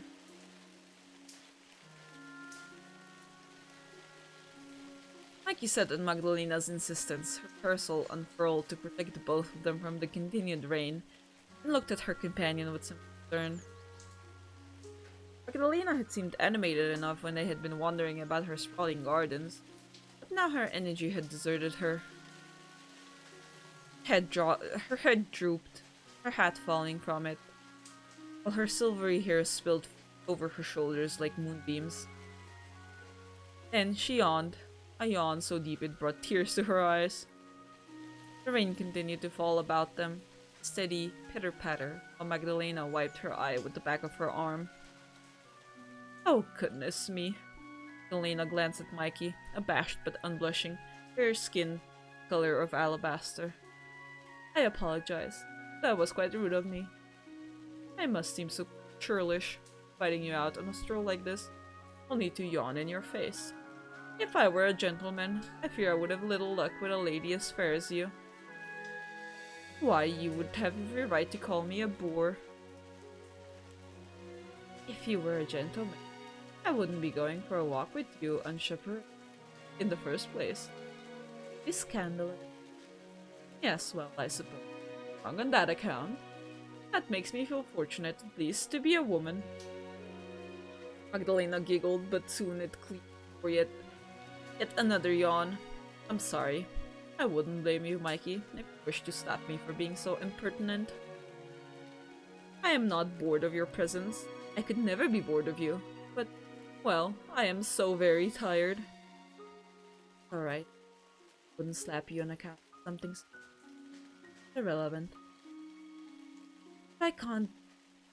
But I can't be the most stimulating surely, when I can scarcely string two words together. For a woman on the verge of collapse, you've been doing an awful bits together. I would hardly know it not bags on beneath your and for the way you've been yours. Oh, of course. Selena let her hand fall to her lap, and there it rested. Sighing, she shifted closer to Mikey, then I apologize, but would you find it horribly presumptuous if I rested my head upon your shoulder for a few minutes? It is very quiet and peaceful out here, you see, among Mother Nature's embrace, and I've been dying to get away from my home for the last week. So stifling, I cannot bring myself to relax. Now that I'm with you, however, I think I might be able to get sleep. Or, at least, a brief nap. Then use me as a pillow? If you would be so kind. Don't feel like you must, though. I would not wish to inconvenience you. I worry the weight of my oafish head might not be the most comfortable burden to bear. Oh no. You can use me as a pillow if you wish. As far as impositions went, not so very great. Not compared to those Magdalena had inflicted upon Mikey already. I do whatever you will. Now that is a very tempting offer. Oh boy! But, fortunately for you, I'm too tired to fully indulge in all the delights you might have to offer. For the present, I can think of nothing but sleep. Sleep. Watch over you. Like a guardian angel. If you'd like. Oh, how sweet you are. Look at them. GFs! Cuties! Magdalena sighed, then shifted. She let her shoulder press against Mikey's, her head resting against her pale cheek pressed against the fabric of Mikey's dress. Her eyelashes fell shut. You really must be an angel. I deserve far more than a slap after all I've done to you. Shh. She ran her fingers through Magdalena's hair, knuckles grazing again.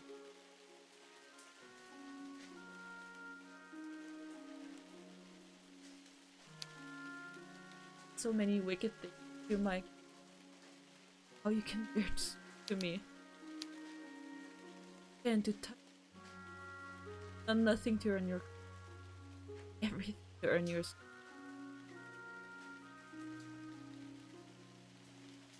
Hold you for that now. Not when. What kind of state would this be, pray tell? One which is hardly suited for conversation. It isn't very becoming of a lady. Please, rest. Is that not wanted? Yes, it is. I have wanted rest for such a long time. For the last week, then? It has been partially bad. It has been particularly bad this week. I've been tired for longer than that. Longer than week, or month, for years. I can't say how long I've missed this before. Been alone for more than a century. It's almost more than I could bear. Until, I met you. Your company has been most diverting. If you were to leave, I hardly know what I would do. Well, you've nothing to worry about on that front. I'm not going. Yes, I know you're not. You can't. I won't let you. Lena. Mikey spoke softly, sleepy. A nickname slipping from her lips despite herself, yet it seemed unlikely Magdalena had heard it. Her eyelids were shut, chest rising and falling, and save for the regular exhalations of breath, she made no sound. It followed. Oh my. Oh my. Ugh. Hearts indeed, yeah. Magdalena slipped upon Mikey's shoulder undisturbed, heedless of the cool breeze which caressed her cheeks and the rain which continued to fall. You caught the yawn! Her pale skin remained cold and unyielding during summer. Cheeks refused to pinken at the wind's behest. All the while, as she slept, Mikey watched her, her fingers curled about the handle of her parasol. As they sat there, their bodies pressed close, Mikey found herself wishing they could stay as they were. Time slowing, then stopping, for good. Time did not stop, however. Magdalena eventually awoke some half an hour hence. She did not speak of what had happened after drawing away from Mikey, but she did suggest, after stretching, they returned to her home. The lights of her garden had been exhausted. It was still raining. Magdalena had not wanted to remain outdoors when the weather was so foul. She had no words of complaint to offer, so she and Magdalena rose.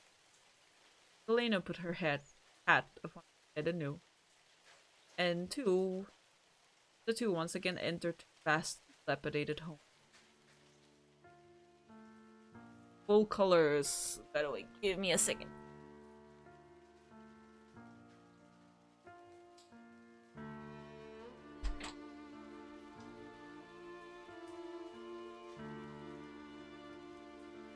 Here we are.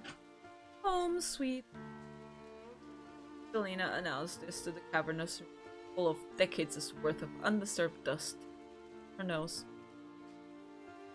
That's what I would like to call it, at least, but it really isn't much to look at. I'm always struck with this place in the sun's light by just how run down this place is. It's a wonder I haven't contracted a cough, having lived here for so long. I suppose we vampires are a hardy sort, though I do worry about you. Dust isn't irritating your eyes. I'll be fine. Mikey reassured Magdalena, though in all honesty, her eyes were beginning to water. Air smelled fetid, and each inhalation made the back of her throat tingle. You could taste the dust upon her tongue, so thick it turned her. She had almost begun to acquaint herself with the general decay of Magdalena's home, having lived among it for so long, but the few hours she had spent outdoors had undone all her familiarity with surroundings. Magdalena's abode felt strange and hospitable once more, in part, Mikey supposed, because of us. Humans weren't supposed to live like this, in unloved homes, choked with old age and their own neglect. Magdalena wasn't human. Humans not applied to her, not when her own desires were so very unusual. Mikey had learned during her walk that Magdalena did not need to, however, a fact which made her a person. Oh, did need to sleep. Oops. She learned that Magdalena did need to sleep. In some ways, she might have been so very dissimilar to a human after all. So, are you feeling alright? Face is very pale. Face is always pale. It comes with the territory. I have no blood of my own, you know. Not like you. Lux needs her Eep too. I always need my Eep.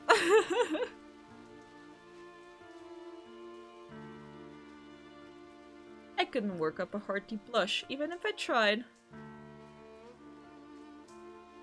know that much, but your under eyes are still very... Oh, point out all of my imperfections, why don't you? You have a way of making a girl feel rather exposed, Mikey. I'm almost embarrassed. Embarrass you. I was only... Concerned? I know. You really are too nice for your own good. I doubt many other women care for the welfare of their captors half as so. You're not, I've since gathered, a typical woman. You would risk your own life for your mate is remarkable in and of itself. I disagree. I've lived for a very long time, and I don't believe I've met anybody quite like you. Not that I've been in the habit of receiving guests last century, I suppose. I doubt my compliments are worth all that much, given my limited frame of reference. You may disregard them if you like, but I mean what I said. I don't tell lies. Why then, Mikey longed to ask, did you not tell me about those marks on your arm? Why did you say it was nothing when it was clearly something? What are you hiding? Mikey stared at Magdalena but found no immediate answer to her queries. It seemed that Magdalena's wound remained a mystery. Did Magdalena ever trust her enough to be honest, or would Mikey succumb to blood loss happen? It was an unpleasant thought. It was a dour moon across the entrance hall, her footsteps echoing, ascended the stairs. All of a sudden, she too felt awfully exhausted. Mikey took the stairs slowly, Magdalena close by. She gave the banister a wide berth, for they were so covered with dust, and set her arms straight, hanging at her sides like a soldier's. The grand staircase had so many steps, an unnecessary number, or so it seemed to Mikey. It was no small difficulty navigating them. Mikey continued on, determined, placing one foot after another, but she felt unsteady. Magdalena, sensing Mikey's exhaustion, surveyed her with some concern. And you asked whether I was alright? You seem positively dead on your feet. Are you sure you would not care for my assistance now, my lady? Oh my gosh, she my lady'd her. I will be fine, Mikey said vaguely as Magdalena preferred her arm. This time, Magdalena refused to take no for an answer. Oh, don't give me that. I won't have you slipping and tumbling to the ground. Not down a staircase like this. Why, you could break your neck. Be a quick way to go if... Let's not be macabre about it, Mikey. It doesn't... Rather, that was what Mikey's mother had always demanded of her. That might be asking too much, I fear. I would rather see you all in one piece, yes. You're a vampire. You're awfully... But I've got to take good care of my guests, haven't I? Hey. These two states are not mutually exclusive. Elena spoke lightly, but Mikey thought she could see a flicker of hurt passing across Magdalena's face. Her remark must have nettled her. There. Magdalena looped her arm through Mikey's, pinching their bodies together like two entwined flower stems. Now you're less likely to take a spill as we ascend the stairs. Magdalena folding under zero pressure. And if I do, I will drag you down after. Plotting my demise, are you? I admire your braceness, but it will take more than that to best me. What of the creature did you? Mikey wished to ask. Did that best you? Mikey did not ask, however. she feared further inquiry would only upset Magdalena. She did not want to do that. Magdalena might have been Mikey's enemy, but she was also, paradoxically, her only ally. Mikey had wanted to believe, still wanted to believe in fact. Magdalena cared for her. Her caring seemed a fleeting sort of a thing. Something which could be discarded when she required more blood. She would. Mikey turned these thoughts over in her head while slowly ascending the stairs, her arm entwined with Magdalena's. Oh? Oh, that was a scream, wasn't it? But a sound soon startled her from her morose reverie. A sound she could recall hearing once before. I recall that as well! Magdalena first escorted her through the entrance hall to her new lodgings. Oh, I guess that makes sense since there's clearly someone else in this castle. It's the sound, though faint, of a scream. Oh, indeed, oh. Mikey's back stiffened, her body tense against Magdalena's, and rather than push the other woman away, held her closer still. With wide, alert eyes, Mikey glanced around. Magdalena had attributed these noises to the wind when Mikey had heard them. But now Mikey knew, had always known in fact, that this was a lie. Wind could not make such as this, and in any event, though it was a cold day, it was not blustery enough to procure such sounds. It must have emitted from a person's throat. Though what horrors this person must have endured, that remained a mystery. He looked at Magdalena anxiously, her eyes wide with curious fear. Is that sound? Magdalena, for her part, looked almost as fearful as Mikey was. There was no surprise present upon her countenance, but Mikey could see that she was gritting her teeth. Had Magdalena any blood in her body, it surely would have abandoned her upon hearing those screams. Unnecessary love triangle moment. I mean, I know that we saw Magdalena said that she really likes the person. That she loves the person. But it might be like a familial love or something. Maybe not a romantic, maybe we won't have a love triangle. That sound is... Hey, don't say that it is. I just heard it again.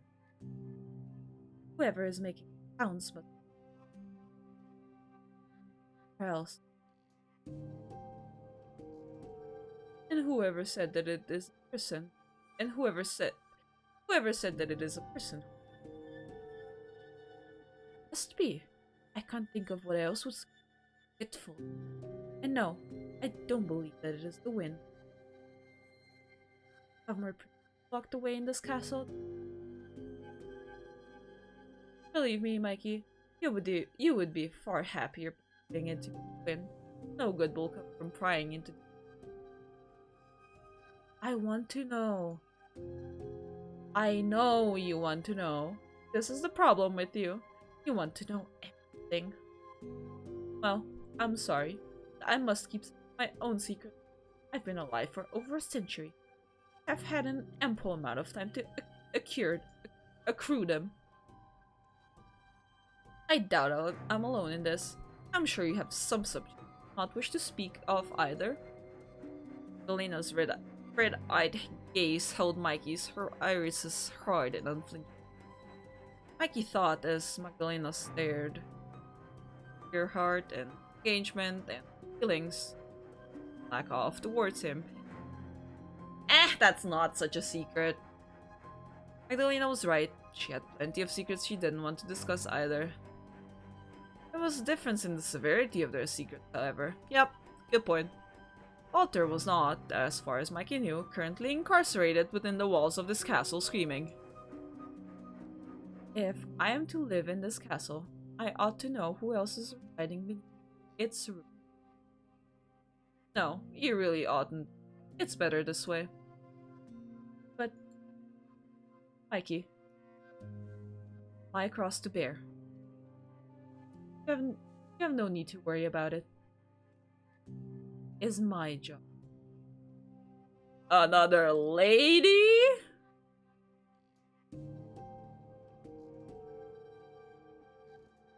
Mikey repeated this phrase, and seemingly innocuous at first blush, yet containing with wealth of spoken secrets.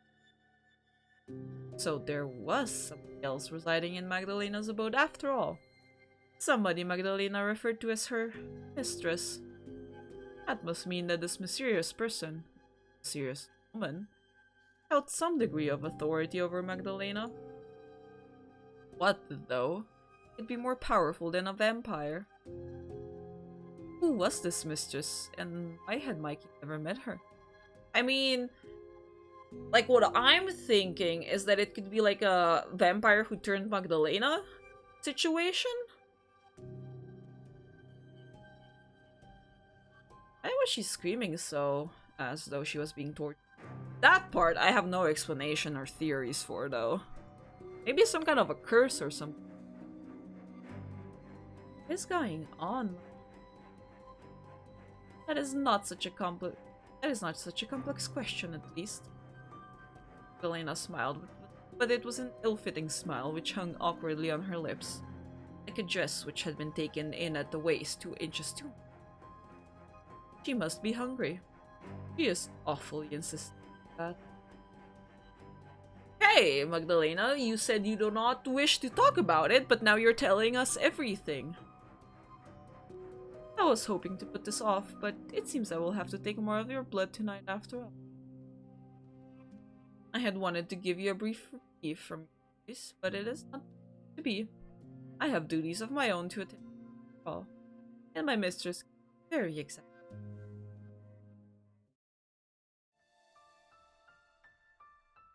Oh my gosh, when is Act 3 happening?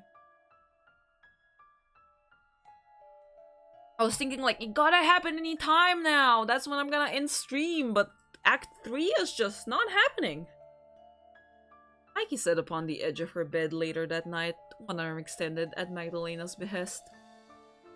It was the same arm she had extended to Magdalena the night prior, split, thin scar like a garish piece of pine.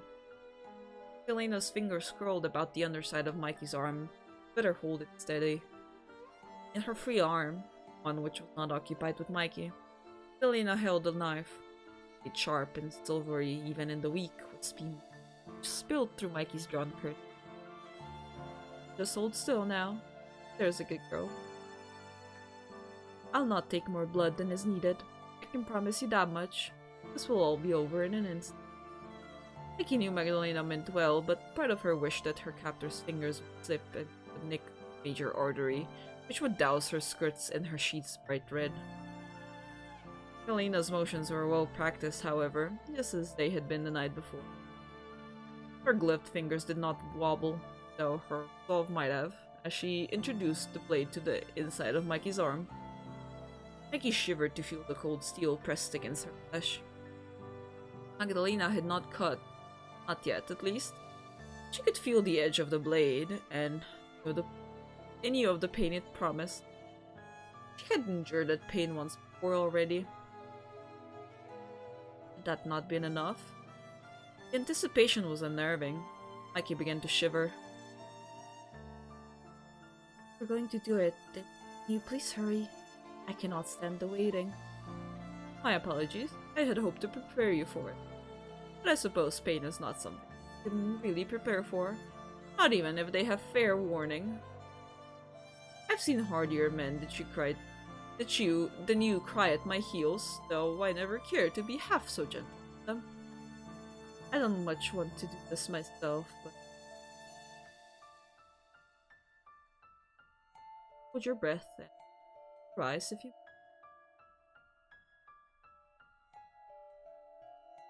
He began, able to finish. Elena, true to her word, had moved her hand, the blade once, now slicing into Mikey's flesh. Elena scored the blade across the inside of Mikey's arm, an inch beneath the previous incision. Pain flared up inside Mikey in an instant, hot like all the flames of hell. Fortunately for Mikey, however, it The decision was made quickly and clean. The blade retracted before Mikey had a chance to truly register what had occurred. A bowl was soon placed beneath Mikey's cut, into which Mikey bled, rivulets of crimson trickling down her pale skin and into the basin beneath. Mikey did not look at her cut. She could not bear to. She could feel her life's blood oozing from her. It was incredible just how much the human body could bleed. The last cut Magdalena had inflicted had been thinner than a paper cut, but it had bled profusely. Mikey wondered whether this blood was meant for Magdalena to give it to her mistress. The one who had cried earlier had been hungry. Must have been where Mikey's blood had gone last night. I'm surprised that we're learning of this so fast. I thought they would keep it a secret for longer. Like, I guess if this was like a book, I feel like the pacing with this reveal should have been slower. But everything else should have been faster. Mikey had thought it odd Magdalena had not partaken of her blood in a more direct manner. What was the point in possessing such sharp incisors if one did not use them? At this point, Mikey felt as though she had bled for an indeterminate time. Her thoughts were beginning to slow, become muddled. Her arms stung and she felt sick. She did not want to look at the sleek crimson which daubed her skin, or Magdalena's pale, pinched face. She was afraid that Magdalena would look just as upset, if not more so, than she did herself, and Mikey couldn't bear that. He did not want to pity Magdalena now, not when she felt so nervous. I think that should be enough. Mikey heard a soft thud as the offertory bowl was set aside, and she felt something soft and wet dab at the inside of her arm against her cut, which still continued. Magdalena must have been wiping her cut clean with a kerchief. Finally, Mikey chanced to crack her eyes open. Her eyelashes fluttered as she surveyed Magdalena. World, once blurry, now sliding into focus like a dial turned on a telescope. I am sorry to do. Not that my apologies mean very much, I suppose. It's not like anything I could say now could erase all I have done. With Mikey's blood having been collected, Selena soon took her leave. She tucked the bowl against her side, her slender fingers curled about it, and exited Mikey's chamber, closing the door behind her with blood. There was the familiar click of a lock, which seemed to echo inside Mikey's skull. Then silence. Mikey was quite alone. Again, this dramatic sleeping pose. Left weary after the day's event, of her arm still stinging, Mikey lay down upon her bed and looked at the ceiling. A yawn forced its way from her parted lips, and her eyelids began to droop. Before she allowed sleep to claim her, however, she felt her thoughts turning to Magdalena. She thought of the dark bruises beneath her eyes, from a lack of sleep, she had said. A sickly pale pallor of her skin, white as leprosy. Thought of the violent red marks which her wrist had hurried to hide. She thought of the screaming she had heard while tarrying in the entrance, and of the way Magdalena had flinched to hear it, and her reassurances. Feeble though they were, those screams were not for Mikey to trouble herself over. Pleasing the mistress is supposed to be my job. Was this mysterious mistress of whom Magdalena spoke? Mikey knew not, but she must have been somebody with leverage over Magdalena, powerful enough that even a vampire would grovel before them. Mikey turned over in her bed, a wooden bed frame trembled.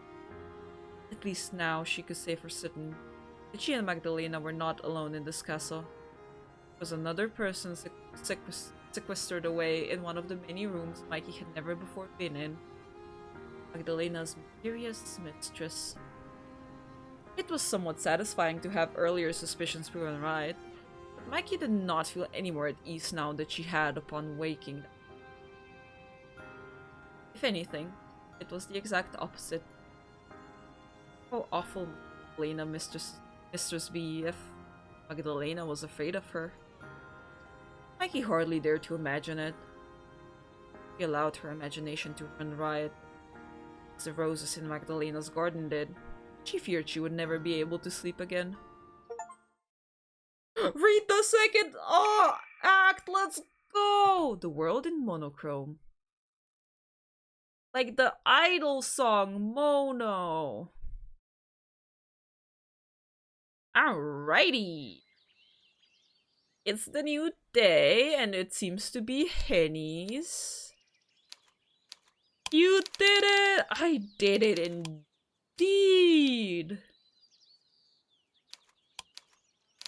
Nice. The next act is called Father Dvorak, which I guess makes sense, because we're clearly gonna see Father Dvorak. That I think I saw him yeah.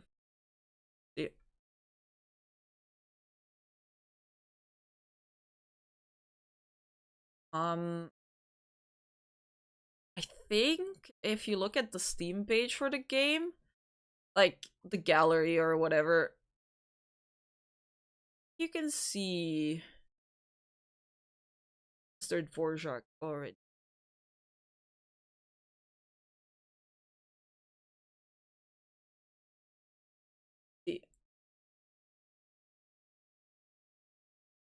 Oh.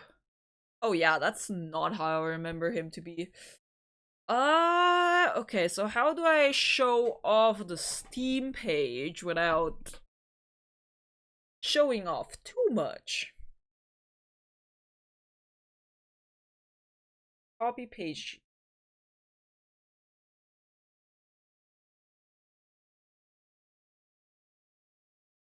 Oh yeah, let's do it in here. On the website.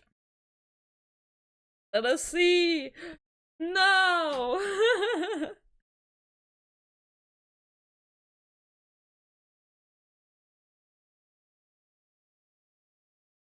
That is brown.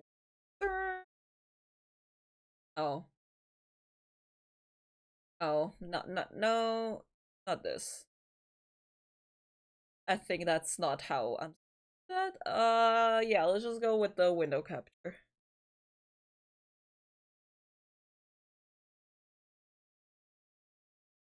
You can now save 20% on it.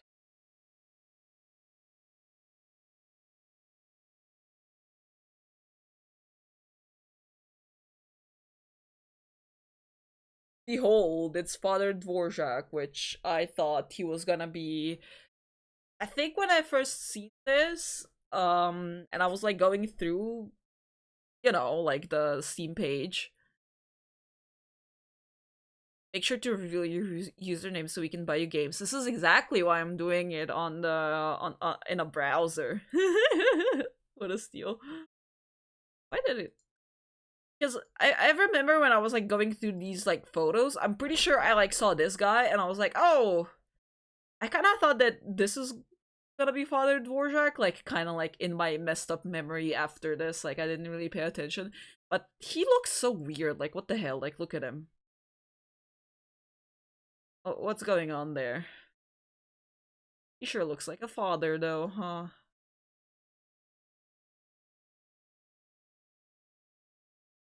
Oh well. That makes sense, actually.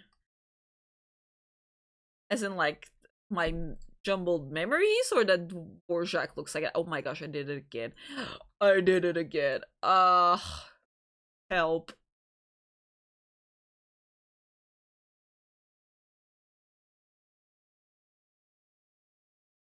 He got that makeup done. That makeup is something indeed, right? Teeny tiny looks, that was teeny tiny for a second.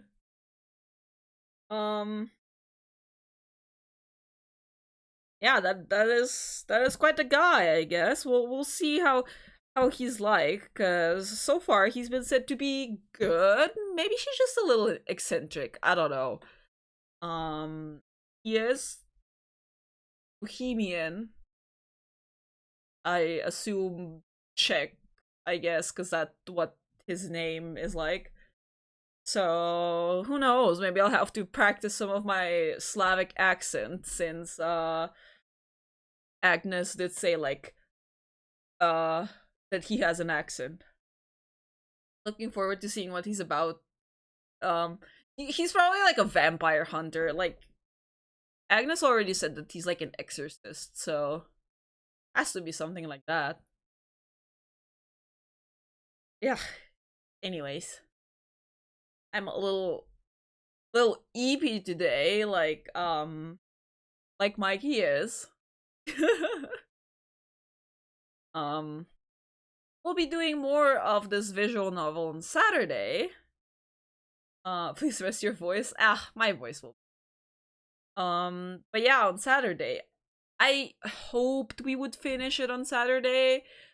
But right now, I'm not sure we can finish on, which sucks because I want to be done with this already. Like I like the story. There are definitely stuff that I would change. And I also kind of want to talk about my opinion of it on stream after, I guess. But you know, I wanna go back to Dark Souls. And then get to new games that because I've been promising that 1000x resist. And then I did this because it was Valentine's Day week and I thought I was just gonna like do this real quick, but it turns out it's like 10 hours long. So now we're just like doing this, I guess. But yeah, yes, yeah. Anyways, the game trapped us. I know, and I mean, I don't want to like not finish it now because then it'll just haunt me forever. So yeah, it's sure did. That means do one stream until it's done. I was thinking that, but like, God, it would be easier to like do like a Dark Souls or something like. I play this game until I finish, right? Because I talk less. But this one, it's kind of like it gets hard on my voice after a while, even with drinking. Yeah. Anyways, guys, thank you so much for watching. That is, if Dark Souls doesn't break your spirit, I am almost at the end. I cannot break now. We're seeing it through, even if it's for 10 more episodes. Even if I have Dark Souls 1 already purchased and ready. Thank you so much for the stream. Thank you so much for watching and chatting with me, Kyo. Always such a joy with you. Thank you. That makes me really happy to hear. Yeah, anyways. Thank you everyone so much for watching and for chatting with me. I'll be seeing you guys on Saturday, kind of early-ish, 6:30 p.m. Central European time. Just a bit earlier, but and yeah. Hope you have a good day or a good night, and yeah, in 2 days. Bye bye.